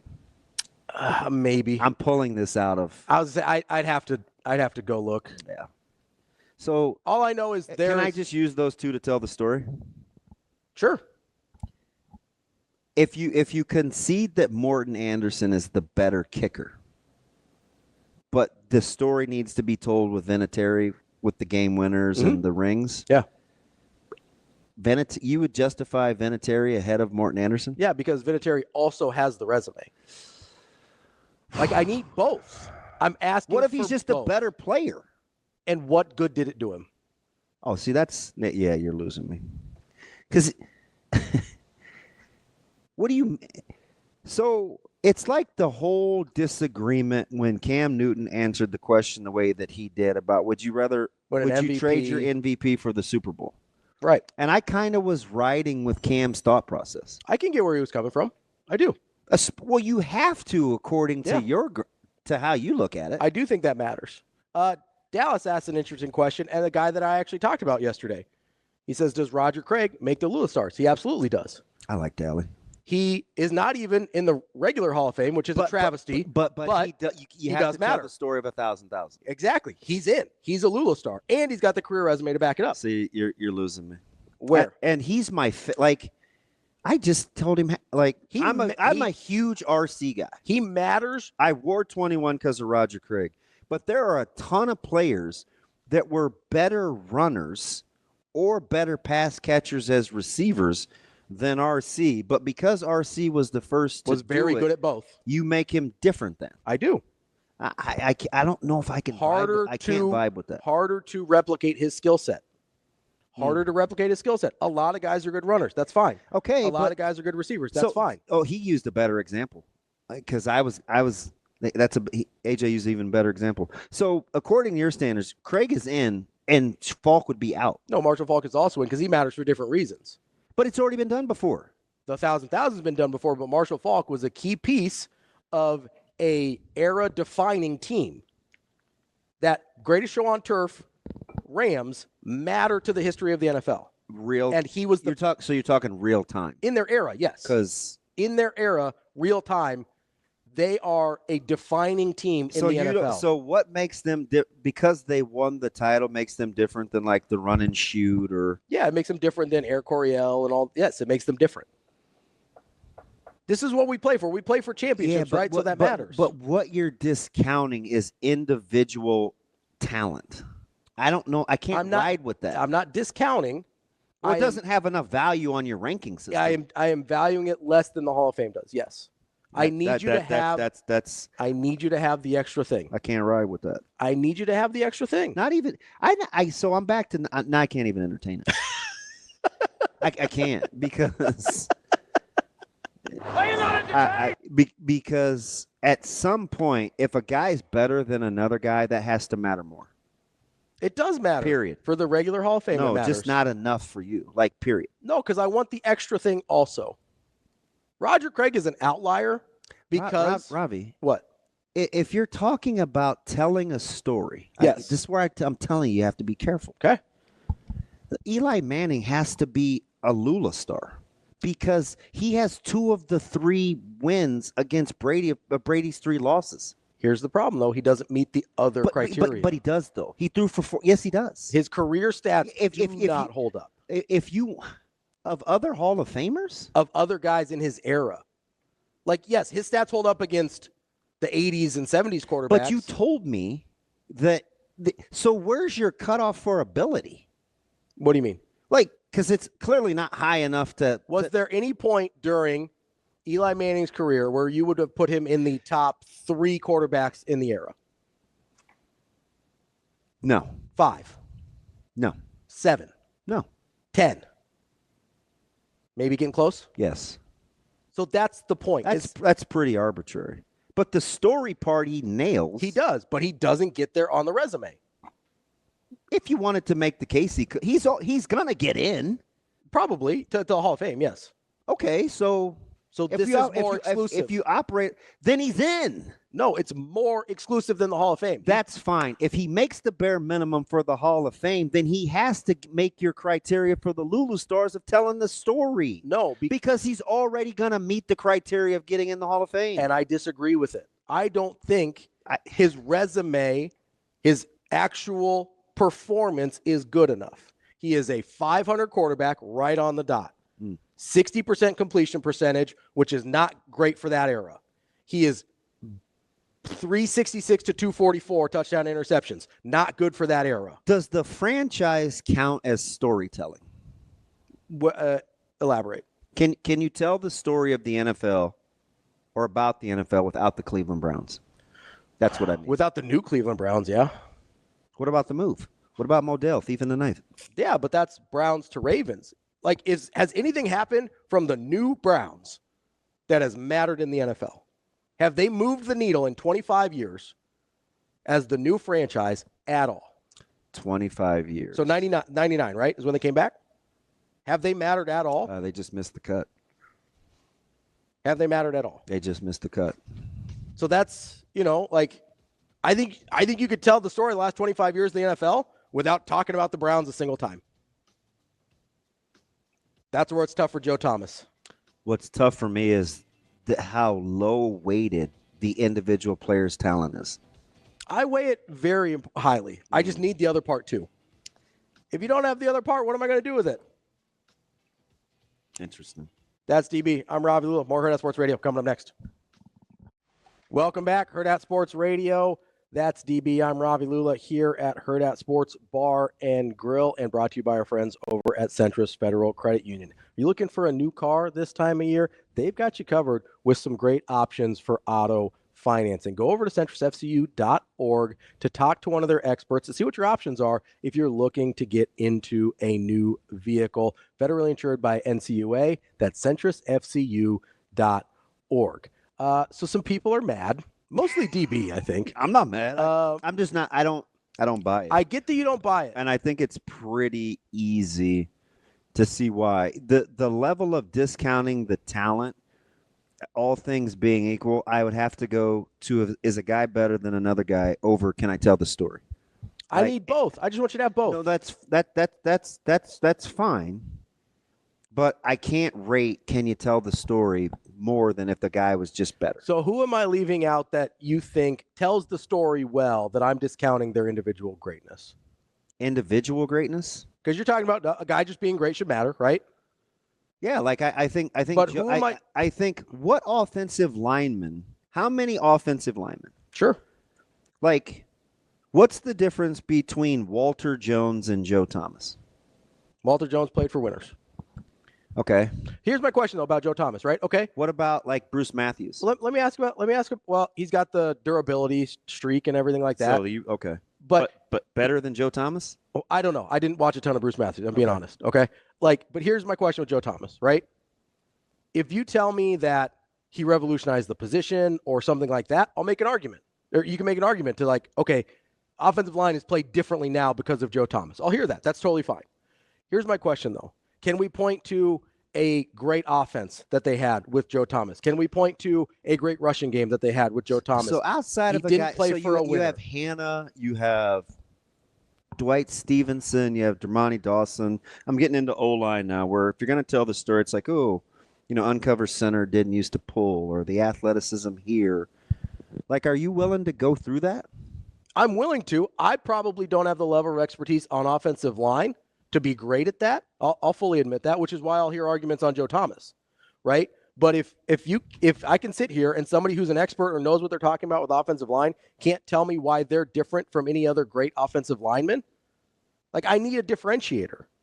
They were the Broncos in the late 90s are a good example, right? They were undersized for the time. They ran the zone scheme the way nobody else did. If you want to put some of those guys in the Lulla Stars, I'll hear it because they sort of revolutionized how the game was played at the time, right? That's a different thing to me. Well, I can't point, I get Joe Thomas was great. I can't point to a single other thing other than his individual greatness that moves the needle. That bothers me if we're talking about all-time greats. And that's what we're talking about with Lulla Stars. We're talking about all-time guys that move the needle in the league and have the career resume to back it up. I need the other thing. Yeah, I feel like I'm debating or counterpunching a target I can't see. I will give the NFL version of this is much more hard to nail down than the NBA version. We could do quarterbacks because there is a more direct correlation between the NBA and NFL with quarterbacks. Quarterbacks are pretty easy. I need you to be a guy the way I need you to be in the NBA, right? That's part of the reason Eli Manning doesn't move the needle for me because, yes, he has the two huge upsets. If he doesn't have that four-man rush, he's not winning those, right? He's not the reason they won. He made a couple big plays, terrific. But he's not Joe Flacco is a great example. He went on a heater for 4 games, right? 3 games, whatever it was. I don't think they were a wild card. 3 games. Had a great run, got paid for it, had a really nice career. I never look at Joe Flacco as that's the dude. Let me give you an example of what Sure. I'm talking about. Yeah. Because you said this guy would meet the standard. So I'm gonna give you statistically. I'm gonna give you a couple of things. Okay. 60% completion percentage. 57,000 yards. 7.1 per completion. 366 touchdowns. 244 picks. A rating of 84.1. Okay, that's one guy. Yep. The next guy, 56.8 completion percentage. Okay. 51,475 yards, 300 touchdowns, 226 picks, a rating of 77 or 78.9. Okay. The first one's Eli Manning. Correct. Is the second one Warren Moon? The second one is John Elway. Yeah. But man, this is the arbitrary part that the storytelling thing Okay. versus the stats. What is the difference in telling a story between Manning and Elway? So for me, I don't think Denver fans are going to get mad. I don't think Elway is the story of the two title teams. I don't. What's the difference in the storytelling? Because I don't think Manning for you wasn't good enough. I don't think there is a huge difference in the storytelling. And Manning's stats are clearly they're better than Elway's. Now, again, era does matter for quarterback stats especially. But so does narrative. So when I say the storytelling, it's like... So I'll give you the storytelling. For me, they're not hugely different. They are both guys who won 2 Super Bowls on teams that I think a lot of quarterbacks could have won Super Bowls on. I think late career John Elway, a lot of teams could have won Super Bowls with those guys. You don't feel disingenuous about devaluing Eli, but like we have this particular affinity for Elway, and whether you agree with the affinity or not, the narrative is out there. I agree. That's where you have to be careful with storytelling. I agree that the narrative is out there, but and you do have to be careful with storytelling. I also think you have to be willing to say, hey, I get this is the general narrative. That's not really what happened, right? John Elway has this general narrative. That's not really what happened in the championships. When John Elway was the guy, they got their heads beat in. They did. Like, they made a couple Super Bowls, they got their heads beat in. That's a guy that wasn't the reason they won the championships in the late 90s. It wasn't about him. But hearing those stats doesn't make you immediately think anything different about it doesn't make me think anything about how we think different, how we think of guys. I think we think too highly of John Elway a lot. That's what it makes me think. I think we think too highly of John Elway. Then that narrative is tough because it is about the storytelling, and one story is told much differently than the other guy. Yeah, and it's not fair, or I don't think accurate. Yeah. Like, I think John... I mean, you just asked for a point. And that's a good point. I think that's a pretty good one. No, it's a very good point. But that's why you kind of have to be willing to sift through what the popular narrative versus what the actual narrative should be, right? We have to do that a lot because we get this idea in our head. Andrew Luck, we talked about Andrew Luck yesterday. We have this idea in our head that Andrew Luck was this great quarterback.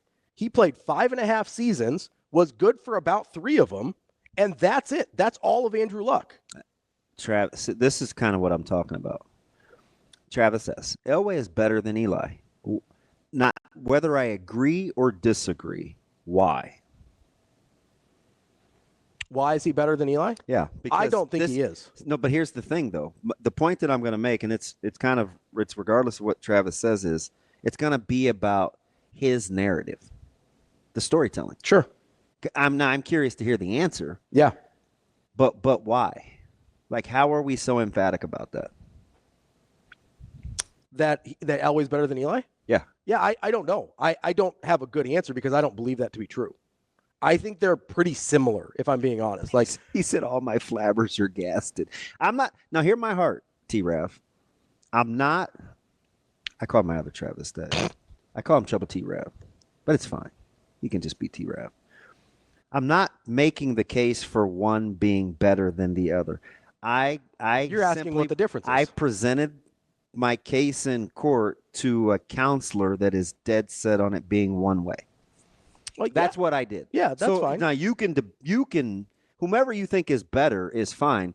That's my example for your argument. Yeah, and I think that they are both very similar and would not make the cut for me. John Elway wasn't because if we're going to go quarterbacks are very similar to how I view the NBA stars. Okay. John Elway wasn't the reason they won those titles. Now, I'm glad my man Josh said this. Shane, QU, get your mic on, because I asked you about another quarterback yesterday off air when we were arguing like cats and dogs. Mm-hmm. Josh says, so we don't give any credit to just getting to Super Bowls. Can we tell the story of the NFL without the drive?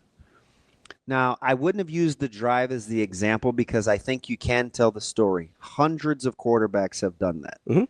But I will entertain the getting to the Super Bowls because who's the quarterback that I brought up yesterday? Who? Can you tell the story of the NFL without Jim Kelly?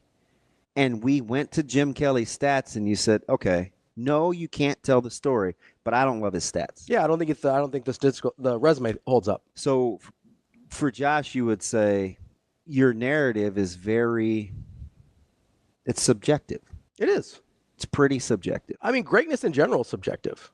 It is. Not as objective as we'd like to make it. I think, like, if you just played at first blush or word clues or first thing that come to mind when you come to players, it's easier than you think. I think we go on instinct a lot, and I think that can be a mistake. Like, I think... That's the problem I run into with people with Bo Jackson, is they have this instinct about Bo Jackson. But he was a great player. But his resume doesn't hold up. But he was a great player. When he played, yes. Yeah. So, like... But if we're talking about all-timers... Okay. Go ahead. But when I say, was Bo Jackson a great player or not? And you just have to say yes or no. You're going to say yes. Yes. Okay. But is he a Lulla Star so or it's not? It's not. No. It's not. I'm not saying that. I know. But I'm saying it's not as hard as we make it. No, but there has to be another Even part. for a guy that you've argued against as much as Bo, I know he was great. He's a great player. But the resume isn't there. That's my point. Yeah. Is the other No, stuff... I understand. I'm just saying the greatness thing isn't as hard as we make it. No, but I need longevity. I need the other stuff too. Yeah. That's my point. That's a nice long discussion on the Hall of Fame. We've got Mike Schaefer coming up, Husker247, next. We're back here on Hurrdat Sports Radio, presented by Centris Federal Credit Union. That's DB. I'm Ravi Lulla here at Hurrdat Sports Bar and Grill. We are still waiting on the one and only Mike Schaefer from Husker247, and we'll get to him as soon as he chimes in here in just a second. Are we still efforting him, Shano? Yeah. Okay. Yeah. I was just asking the question. I didn't know if you'd given up or what happened there. No, I've never give up on my man Mike. Okay. He's my guy. He might still be recovering from Huddy's birthday. That's true. You gotta be careful there. Those little kid birthdays can get away from you. He's logging in. He's logging in now. Little kiddo. He's logging in now? Yeah.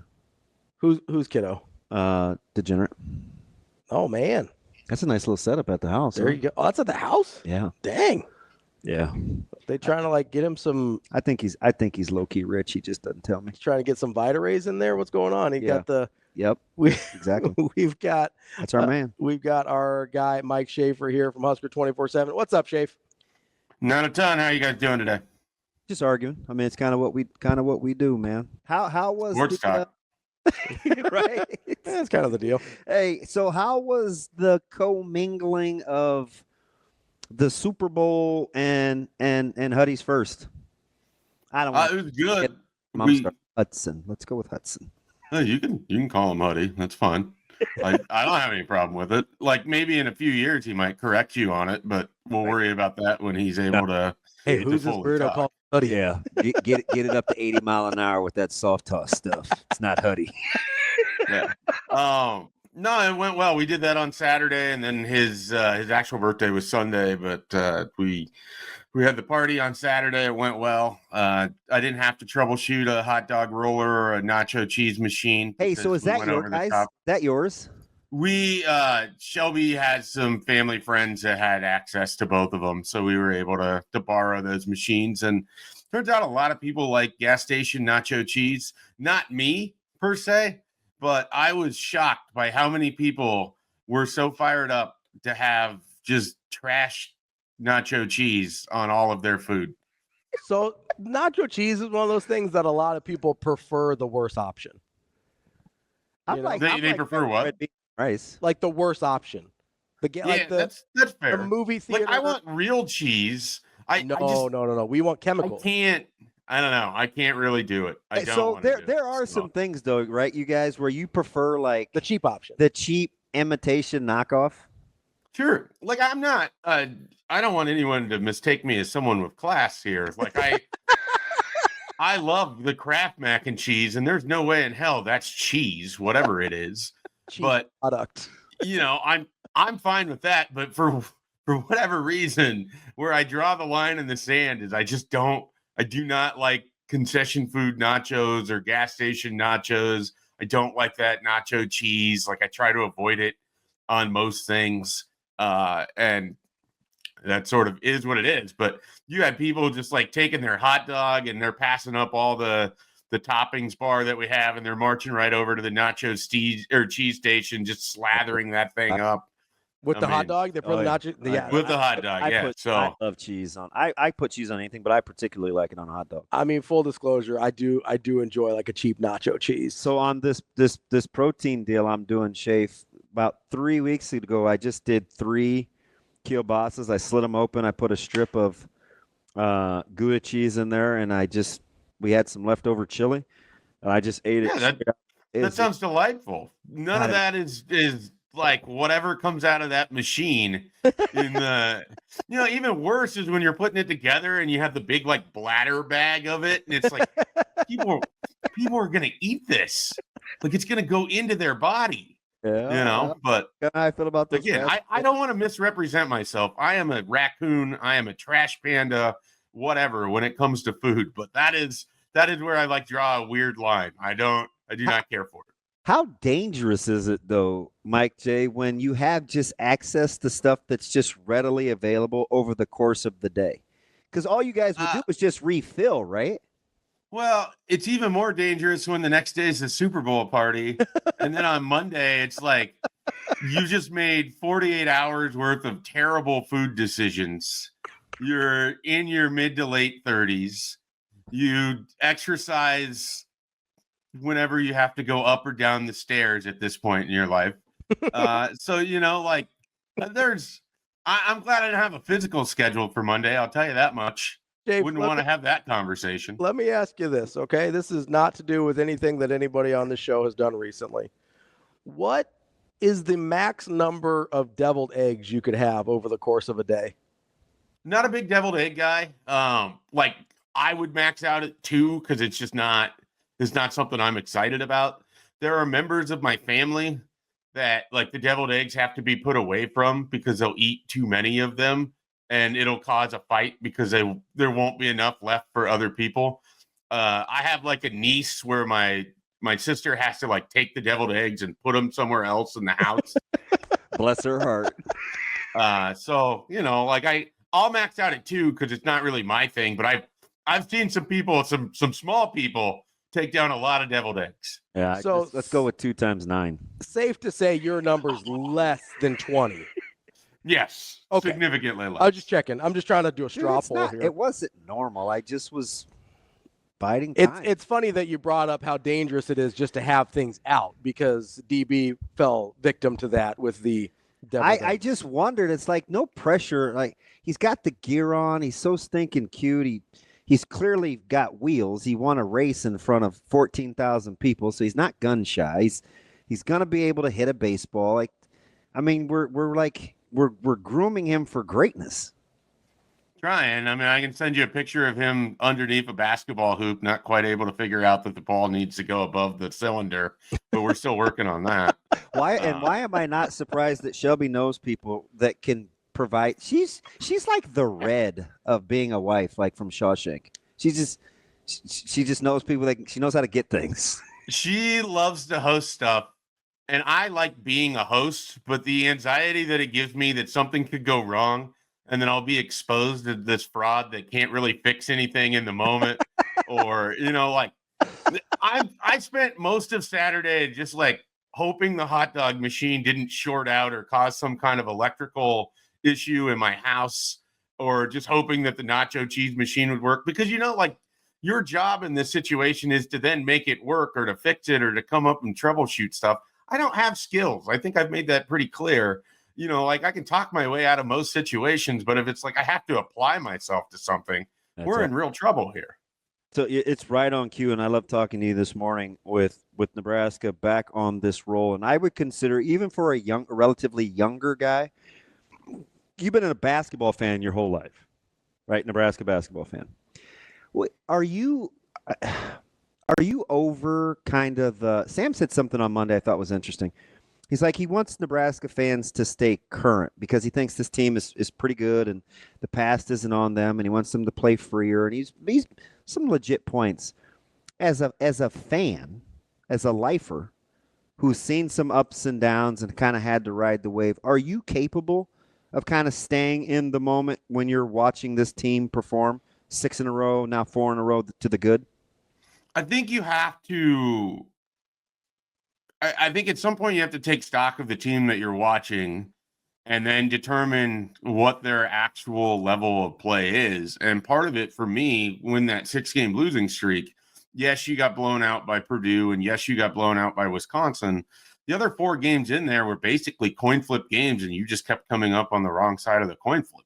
And some of that is you, right? Like, they didn't finish games. I think that's one of the things that stands out to me about this team. End of half, end of game. I don't love Nebraska in that situation. Start of the half, start of the game, that's kind of where Nebraska seems to be at its best, because they catch people by surprise sometimes, or they maybe have a wrinkle here or there to start a game or do something a little bit unique. But yeah, I looked at it that they were the same team that beat UCLA, was the same team that struggled to close it out against Rutgers or close it out against USC. I mean, to me, they're an above average basketball team that can lean towards good or can lean towards average. And on the wrong night, they're playing average to even below average against another average or above average team. There's no easy games in the Big Ten. Even Washington was a struggle for Nebraska because they came out and they were hot. Nebraska was able to continue their offensive show that night. Washington cooled down. Nebraska overtook them. So even during the losing streak, it wasn't so much, man, was this a mirage? It was, okay, why are they continuing to struggle in the end of games? I don't know that they figured that out necessarily, but what has happened is that some of their role players have started to play a little bit better in small increments. You have different guys stepping up in different games. Raleigh Wooster was huge against Oregon. Braxton Mia's 7 minutes in the Ohio State first half, I thought, were critical for Nebraska. He scored the last 5 points of the last 6:44 of that half to keep it from being a double-digit game. He's important sometimes in there for defense in the post. He made 3 free throws, which he's only made 6 all season. Like, you get these little Herculean efforts every other game from different players, and you may not get great Andrew Morgan every time out, but when he's giving it to you and you're also getting what you expect out of Juwan Gary and Bryce Williams, and Connor Esiason can toss in a 3 or here or there. I mean, their pathway to victory is narrow, but it's still conceivable because I think they have a nice collection of role pieces around Bryce and Juwan.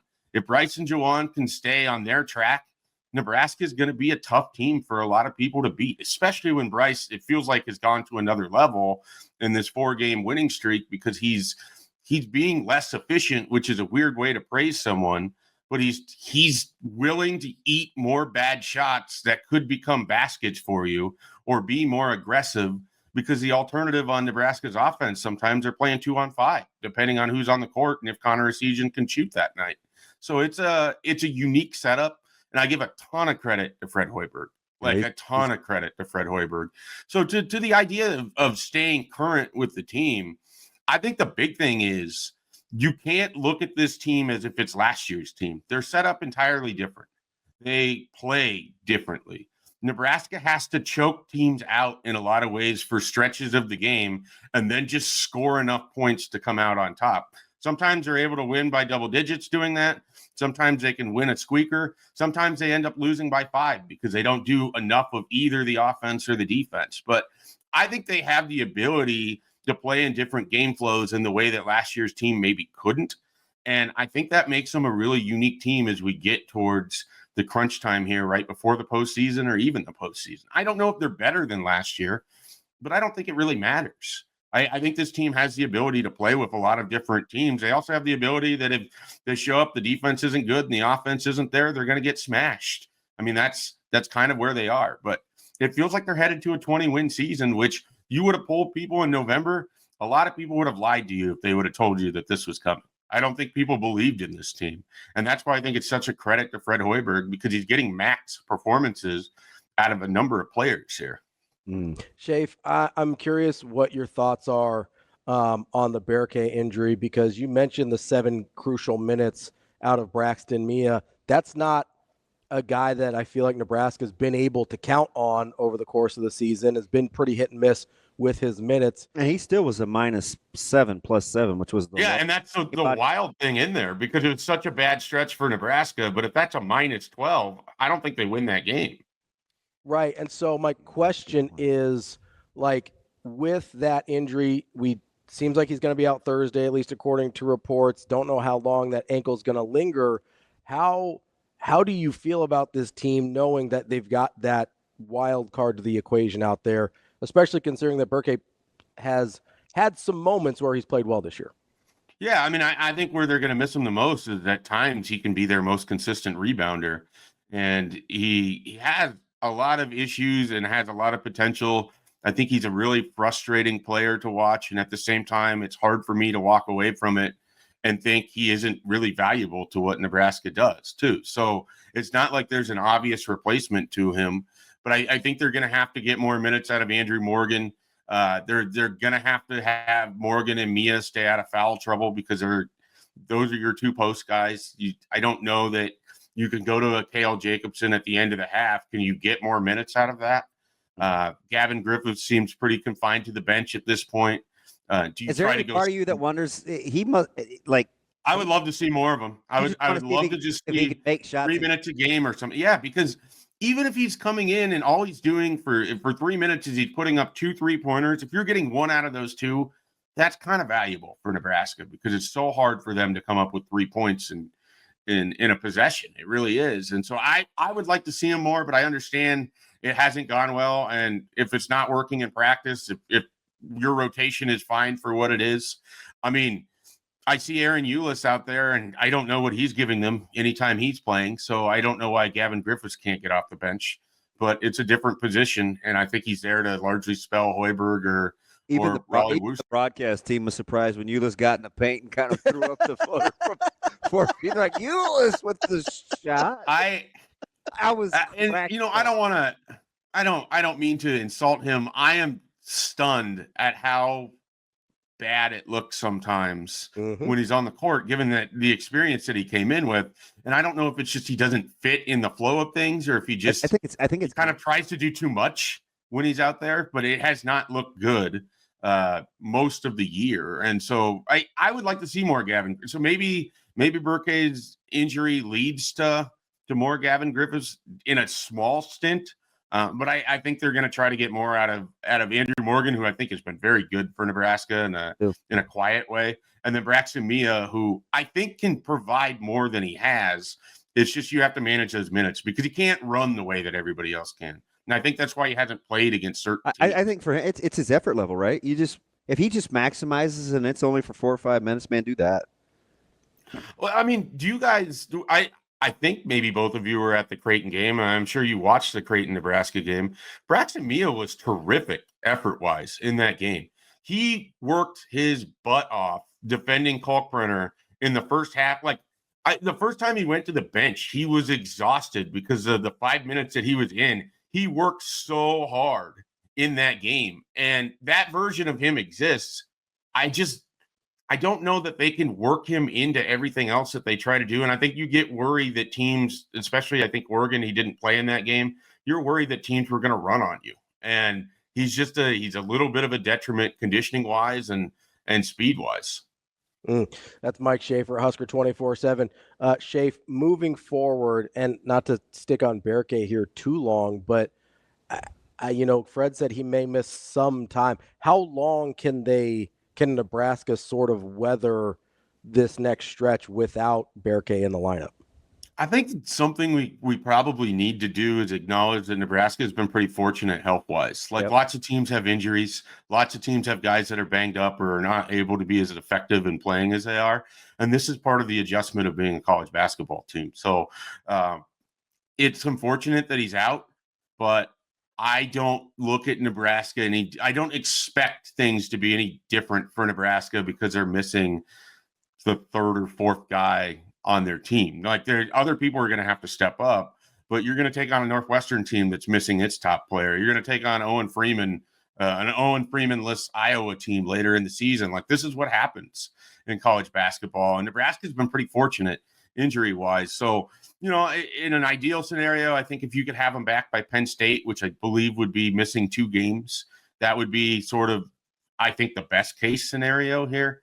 I would be surprised. He's obviously not going to play on Thursday. I would be surprised if he's back for the Northwestern game.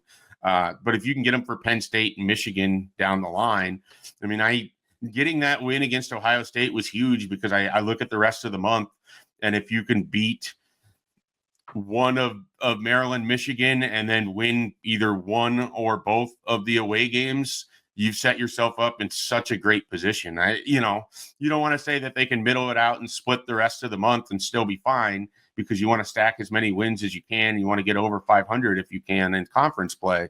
But I think they can survive this even if they drop a game or two this stretch. They have another one against Ohio State, so that could end up being the difference. But currently sitting at an 8, 2 games behind Illinois. If you had to guess, would you say 8 higher or lower for Nebraska to finish? I'm going to be the rare version of Mike Schaefer and go optimistic here. I think they're going to finish better than 8th in the even with this injury, I like the way that they are playing. I think that there's a strong internal belief. I like this version of Bryce Williams. I like how the schedule sets up. I don't think there's anyone they can't beat that's left on their schedule. I don't think there's any guaranteed wins either, but I think Fred Hoiberg's a good coach. I think he has them playing in a good confidence level right now, and I think they're going to finish closer to 6 than they are 8 in the conference. They could pull within a game of Illinois if UCLA can find a way to get a dub. I mean, that's a pretty big matchup quietly for at 7 tonight in Champaign. By fighting Mick Cronin's, they'll take care of business. Do you guys think that we do this too often, where every year it's college basketball season and there's going to be a stretch where a team struggles a little bit, and then you have to remind yourself there's 31 games, there's 5 months of action. Like, this is a marathon every single time. Nebraska had that stretch last year where they lost a few games in January, and it was, they're just not going to get it done, and they're going to waste another season. Like, I think we have to remember, and because it's so new for Nebraska fans to experience winning in conference play, you just have to remember it's a marathon, and it's the same thing towards the finish. There's 8 games left, 7 games left. So, if Nebraska can manage to get through these 7 games, I think they're going to be in really strong position going into Big Ten play or tournament play. As a diehard Carolina fan, man, I tell myself that all the time, but it's the second time. Just having a bad stretch. We're just having a bad stretch. In 3 years, they won't make the NCAA tournament. So the answer as someone who's watched a grand total of 8 minutes of Clemson play this year, I was kind of impressed by the Tigers. Schaefer, that wasn't even really their guys that got Carolina. Oh, I was talking about the Duke game. North Carolina, I don't think is very good. Clemson is capable, and Clemson is capable. I will say, Schaefer, to your point, teams go through ebbs and flows over the course of the season. It is pretty unusual for an NCAA tournament team to have a 6-game losing streak and still make the tournament. Like, that is, I get there are ups and downs, but that stretch in particular was pretty concerning, even though most of the games were points. And I don't mean to minimize it, because you're still the team that lost 6 games in a row. It's more so rather than, and there was people that will claim they didn't do this. There are a lot of people that wanted Fred Hoiberg fired in the middle of that. If they say they're lying. So it's one of those things, like, you kind of have to let the season play out. Like, especially in these long season sports, we want to treat everything like football, where it's you want to have the instant reaction. You want to measure the how everyone feels after every play. And basketball, you have to have a more measured take. We're going to experience this in baseball, where Nebraska baseball might have a rough start because of who they're going to play, or have a rough stretch at some point. And we're going to hear about that. And then by the end of the year, they're going to be right where you expect them to be. I mean, that's just the larger point of this is we can't treat everything like football, and we shouldn't even treat football the way that we do sometimes. Let me ask you something, Schaefer, because I'm going to do this with Ravi before we talk to Coach Bolt at 9:43. Nebraska's currently 8, and we know the remainder of the schedule. Let me give you 3 teams ahead of Nebraska, and I want you to tell me if you think they're better or worse than their perception. Real quick, you ready? Yeah. Michigan at 10-2. Are they better or worse than that? I don't think they're as good as what people might perceive them to be. So worse than their perception. Wisconsin 9-4. Are they better or worse than we think? I don't believe in them either. You look at the numbers; they haven't beat as many quality teams as even Nebraska has. But they smoked Nebraska, so pair that one up. Last one, Maryland, 8-5 in the conference. Are they better? I agree. They play everyone hard. This is a really tough game for Nebraska on Thursday. They play everyone hard. Maryland has earned my respect. And they got over the road woes, too, kind of. That's Mike Schaefer, Husker247. We appreciate it, Schaefer. Thanks, Schaefer. See you guys. More Hurrdat Sports coming up next. Welcome back, Hurrdat Sports Radio. That's DB. I'm Ravi Lulla. We are here on the Pillar Exterior stage, and it's time for Bet On It. Brought to you by Warhorse Sportsbook, the best place in Nebraska to place your sports bets. Go to warhorsecasino.com or download the app for all the promotions and house rules. What's up? Kobe, he's killing me. What Kobe do? Kobe. What's up? Kobe. It's a goat name, though, so so he thinks Nebraska finishes lower. That would be extremely disappointing. It would be. But I've walked through the scenarios off air. You're kind of vibing with me now. I don't think they can get any higher than 7. Correct. I don't think. I mean, because they can catch Illinois. It'd be tough to catch Maryland. Now, the team that we're missing that could maybe hit that could maybe run into a rough patch is UCLA. Oh, you're always hating on my fighting I'm Mick not. Cronin's. I'm not. You're hating on them. Not at all. Hating on the fighting Mick Cronin's. I just, who for all the consternation also didn't lose 6 in a row, but whatever. So the schedule isn't daunting. They're at Illinois. For UCLA? Yep. At Illinois, at Indiana. Yep. Then they get Minnesota at the house. At Purdue, at Northwestern. Yep. And then USC at home. So not daunting. No, but they're favored to win. But I could see them dropping 2 games. Yeah, that's what they're scheduled to drop 2. Okay. According to Ken Palm. Okay. That they'll drop 2. And Nebraska's from here on out are toss-ups, virtually, right? The next 4 are hard toss-ups. Like they are within 1 to 3 points. 1 point each. Yuck. The next 4 are 74-73, 70-69, 76-75, 75-74, according to one Kenneth Pomeroy. So 1 point each for the next 4. Then their favorite. The trickiest one in that one for me is Northwestern. Not Maryland? No, the trickiest one to decide. Oh. I think most people will concede Maryland. Gotcha. Okay. Even though I don't think they should. Shouldn't concede it, but that's a tough one. That's a tough one. Because Nebraska played them well for 35 minutes out of the 40, and it wasn't the last 5. It was Nebraska had an early stretch at about the 12-minute mark where I was going ballistic because they wouldn't guard Jacoby Gillespie. Remember, he's hitting the threes, and I was like, I'm telling you, this guy is good. He can get a bucket. And, I didn't love the tail, that stretch wasn't the tail end from about 10 to 7 minutes in the second half. And then they kind of battled back and ooh, we got one. And then Maryland did their thing at the end. But, Queen is a nightmare. Yeah. You watch him the other night against Rutgers. He was sensational. And Rutgers gave them everything they had. I was so mad at Ace Bailey because and I tell this to our guys, don't be the guy that this is such a stupid DB thing. So I'm just weird like that. If you can't play, go somewhere else. Yeah.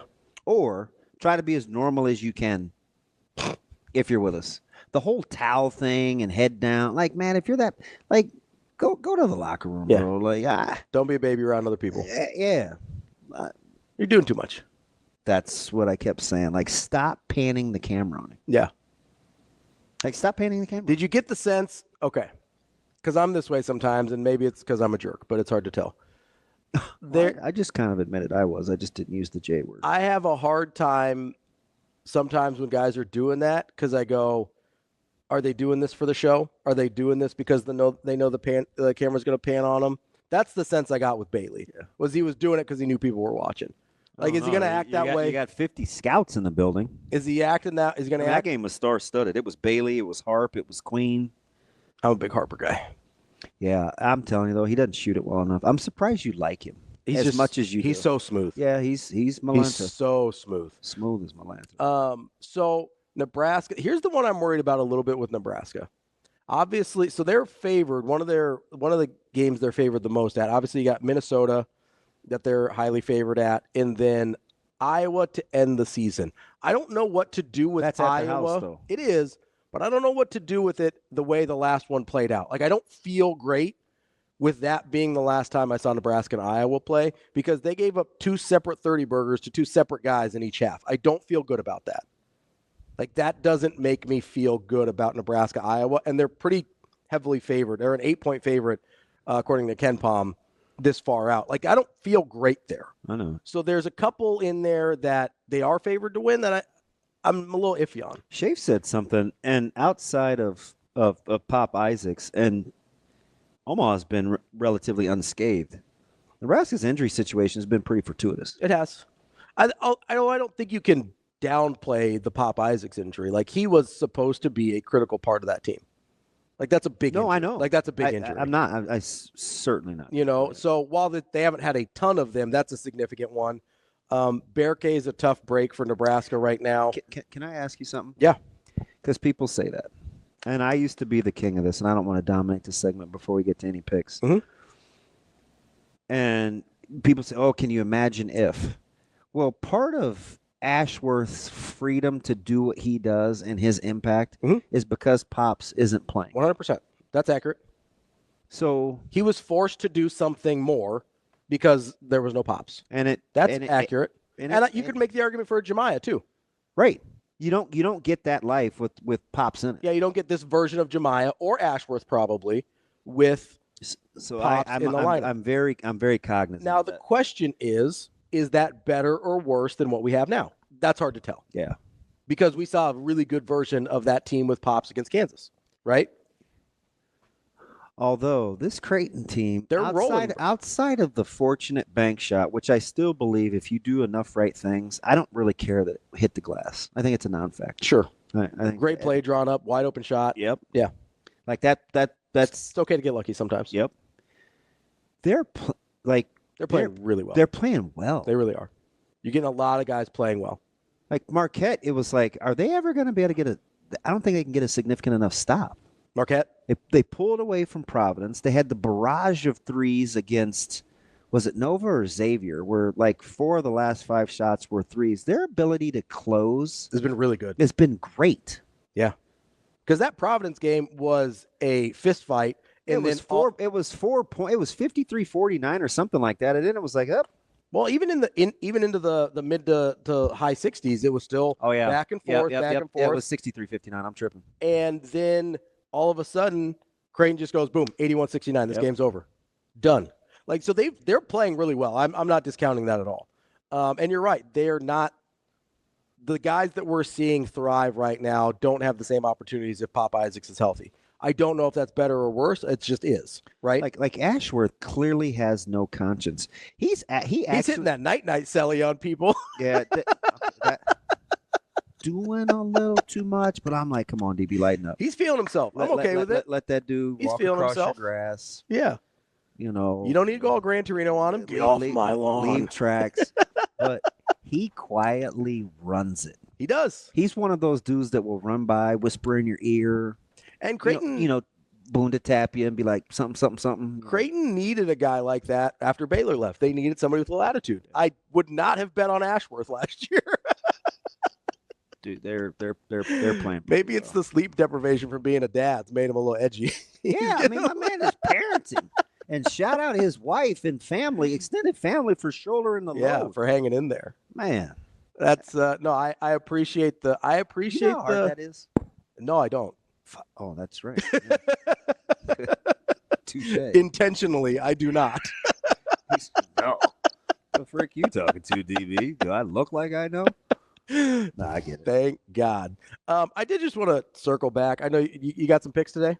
I got a couple. Okay, what do we got? I like Michigan today. Like Michigan today? I like laying 1.5. 1 in the hook. I think it'll be. You like that? I don't know what that was supposed to be. I was not a fan. It was 1.5. Hey man, you know what? You like Michigan minus 1.5 against Purdue? Yep, hosting your Boilermakers. Boilermakers. And you know what? I'll be curious to see what happens with this line because it's pretty it's pretty saucy. But I like Auburn laying the 8.5. You like Auburn laying the 8.5? Yep. Against Vandy? Yeah. And that's my. You do like Vandy. You like Vandy. Two teams You're pretty spicy on Vandy. Two teams I'm very, very familiar with. All right, so there you got Auburn minus 8.5, and you've got Michigan minus 1.5. Just real quick here, since we don't have any time for people to argue with me about it, I just want to say John Elway doesn't even hold up in his era. You want to know some guys that have better completion percentages and yards per game than Elway? I should give my man in the 80s. Boomer Esiason, Warren Moon, Lynn Dickey, Ken O'Brien. Lynn Dickey, is he on the We're Making Hall of Fame with Lynn Dickey? We cool? No? He had Lofton to throw too. Why not? I'll do the 90s later. And Sharp too for a second. Coming up next, though, we're going to talk to Will Bolt, the head coach for Nebraska baseball, here on Hurrdat Sports Radio. Wrapping up the show here on Hurrdat Sports Radio. That's DB. I'm Ravi Lulla here from Hurrdat Sports Bar and Grill. We are joined now by your head coach of Nebraska baseball, Will Bolt. Coach, how are you this morning? Oh, good morning, fellas. Doing great. Get to talk a little baseball. Almost time. Absolutely. I feel like there's no pressure, Coach, but I feel like this is the furthest out, because this has been going on for almost a month and a half, that we've been talking about Nebraska baseball. Do you internally kind of feel the buzz kind of for this year's team? Yeah, I think so. And I think it's probably a big part of that is just, a lot of the names, right? Like there's less unknown. There's a lot more names that people are familiar with. It's easier to talk about those names because you saw them play last year, and knowing that obviously, the lineup could look a little different. The pitching rotation and staff could look a little different, but by and large, you're pretty familiar with the vast majority of guys. And that's a good feeling.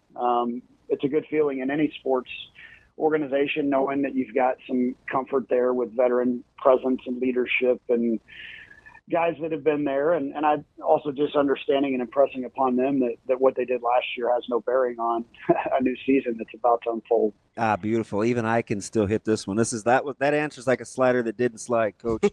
So you talk about familiarity, and this is probably, I don't know, a handful of weeks ago, we were talking about, okay, if you're Coach Bolt, are you more comfortable having options, or would you rather have a few knowns? Because you got a couple of key spots where you're going to have some options. You can do situational, you can do offense, defense. Is that kind of a headache, or would you like it a little more defined as you head into the opener? Well, there's always good problems to have, right? When you're the head coach and you've got to put pen to paper to write that lineup, you want to feel like you've got to make some tough decisions at times, but at the same time, you also like to say, okay, I'm just going to ride or die with this guy. This guy's a dude, and we're gonna ride with him. And this guy's seen the ups and downs of baseball at this point and kind of knows how to navigate those things. So I do feel like we do have plenty of options. I do want to continue to improve. I mean, I think we certainly have room to improve offensively. What we look like at the end of the year last year is what I would hope and anticipate that this continues for this group. Just where you've got the ability to bop a little bit, you've got some team speed, you've got the ability for guys to play selfless baseball too if called upon. So I just think there's some ebbs and flows that go along with it. I really, we have some of these veterans that, like Gabe, he's now seen the ups and downs of college baseball, and he's kind of figured out how to navigate those. And so you feel really good about his ability to, navigate a tough game or a tough couple of games at this point. And, you've got just a veteran presence in the infield, and, you've got some guys in the outfield that have played a lot, and a guy like Frost who has done it at another level. So there's a lot of options there. There's the guys that you want to see take the next step, and it's important for our program that we didn't go out and just say, hey, we're going to go get a bunch of new guys in the portal. We plugged some guys in, but we're really banking on some of these guys that we've had in our program to just continue to get better. And that's a big part of having a program in the Midwest. I feel like you just got to be able to do that. You got to be able to use the portal to your advantage to a certain degree. But we're going to be able to have some options. We play a bunch of different guys, especially early, but then we have some guys you can feel that you can lean on, and you kind of their track record says you know what you're going to get from them. Coach, that's really interesting because, obviously baseball's such a confidence-based sport, right? And how do you walk that sort of balance between having guys that you do kind of want to ride with and let them ride out some of the struggles versus having some options that you go, hey, maybe this guy deserves a shot? That's got to be kind of tricky. It is. It's tricky. And here's the thing. Once we identify the guys that we feel like are everyday players, then the question becomes, are they doing what helps the team win? Because I'm not interested in just having guys play out a season and fill up their stat line. Because we have a limited number of games and we're trying to win all of them. So when they're in a funk, are they having team at bats? Are they hitting the ball in the barrel with nothing to show for it? Are they competitive in the box? Are they playing with that confidence? Those are really things that we look at, and knowing that we do have a good group of guys that are there, and I think you'll see those guys get their opportunities maybe as late inning defensive replacements. Well, they'll get some at bats. Maybe they'll get a pinch hit appearance here and there, and take the most advantage of it and run with it. So there's just the big thing is with the starters, are they playing team baseball? Are they chasing stats and worried about themselves? I mean, I'd like to think we have 9 guys that are going to start that are all going to be on the same page. But there's going to be ups and downs throughout the year, and there'll be guys ready to push. That's for sure. Coach, I'm going to get to your staff here in a second, but I want to talk about kind of that versatility, whether you're talking about options at right field or outfield or wherever it is that you feel like, okay, I got some choices here. How important is it that this staff is communicating ahead of time about the expectation level so guys can kind of settle into what's expected, whether they meet it or not? At least they know what they're dealing with. Yeah, well, that's a big part of it, is to have those honest, sometimes uncomfortable conversations ahead of time. We've had them all with the pitchers already. They kind of know where they're at. And as a matter of fact, kind of as we speak, guys are rolling in to my office with the offensive staff the next couple of days to have those conversations. So again, the opening day is not a finish line. It's just kind of obviously a starting point of a snapshot in time of where we're at. And, again, there are some difficult decisions because, you've got several options in the outfield. You've got the Overbeek, Stokes, Rumbaugh, Dylan Carey. They're all very, very veteran guys. Yeah. And Red Stokes is kind of a guy that, nobody really appreciates as much as they should. We won 72% of the games that Red Stokes started for us last year. I know people think Roswell is like the UFO place, right? It's like no, they got a military academy there, guys. That's right. And I mean, the kid hit 360 and, he's done nothing but be a great baseball player for us. So we've got to find opportunities, and chances for him, for Overbeek, for Brumbaugh. Again, good problems to have. And again, it's our job as coaches to make sure that everybody's on the same page with what's the main thing. Make it the main thing, winning in the team. Coach, you mentioned a couple things earlier that have stuck in my head a little bit here. Obviously, a lot of familiar names, a lot of returning guys from last year, but also last year doesn't earn you anything. How do you get guys to sort of mentally press the reset button when you did have, 40 wins, regional appearance, had a fairly successful year last year, and it's a lot of the same faces? How do you get guys to turn that page over? Well, I think what you have is you have some street cred now, with your process, and to say, look, fellas, this is what we preached a calendar year ago, a year and a half ago, when some of you guys first got on the campus. Joy and intent, practice with joy and intent, play with fire and intensity, and be hard, fast, and loose on the field on game day, and just do it every day. And I know it sounds simple and cliche, but really you just kind of try to block out the big picture. Certainly we have our goals and we talk about them. We don't shy away from them. But they're also reminded of what our process is to show up with a job to do each day, practice with joy and intent. Obviously for us, that means, hey, let's have a smile on our face, but when it's time to lock in, we're going to do it with game-like intensity. and then just do it the next day and the next day and the next day. And we try to really be a team that is not emotionally driven, because that really allows yourself to think, okay, we're hot right now, or, oh, we're down in the dumps right now, versus just, hey, we just show up and play. So I just, that's really what we impress upon the group is just, hey, you've got a job to do today. And it's to be process oriented and go play with emotion, but just don't make it an emotional game. And we've got a chance to operate at a high level. Coach, I won't ask you to rank them and their battery mates, but the importance of Headscratchers and his experience. I know you've seen him do it on Tuesday and Wednesday nights, but now he's yours, and the development of Mason to kind of step into that front line role. Kind of walk us through that combo. Yeah, Hogan is he's a consummate professional. He's a quiet kid, but he's got a presence back there. We've really impressed upon him the importance that we find and having a guy back there that will use his voice. So we're going to continue to work through that with him as he's getting more comfortable with our staff. But man, he's just, you know what you're going to get. I mean, he can really, really catch and throw. He's an excellent receiver of the baseball. I really feel like he's improved his blocking immensely since he's been here. And he's a guy with, a 285 career batting average that I think there's more in the tank for him. And I just think that he's stronger, more physical now. With the training table that we have here, with the weight program that we have here, he's just, he's a grown man now too. I mean, he's a senior. So big addition for our team, just to have a professional at bat, to be a professional behind the plate, and to just bring that steady presence back there. And with McConaughey, just the things that you admire about the kid,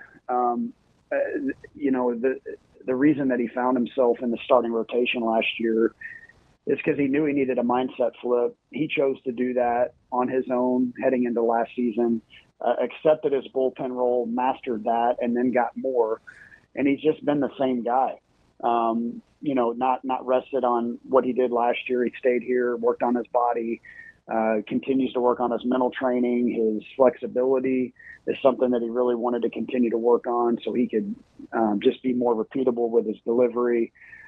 He's fully bought in with what Coach Childress is teaching him, both mentally and physically. And he's just ready. I mean, he's a horse.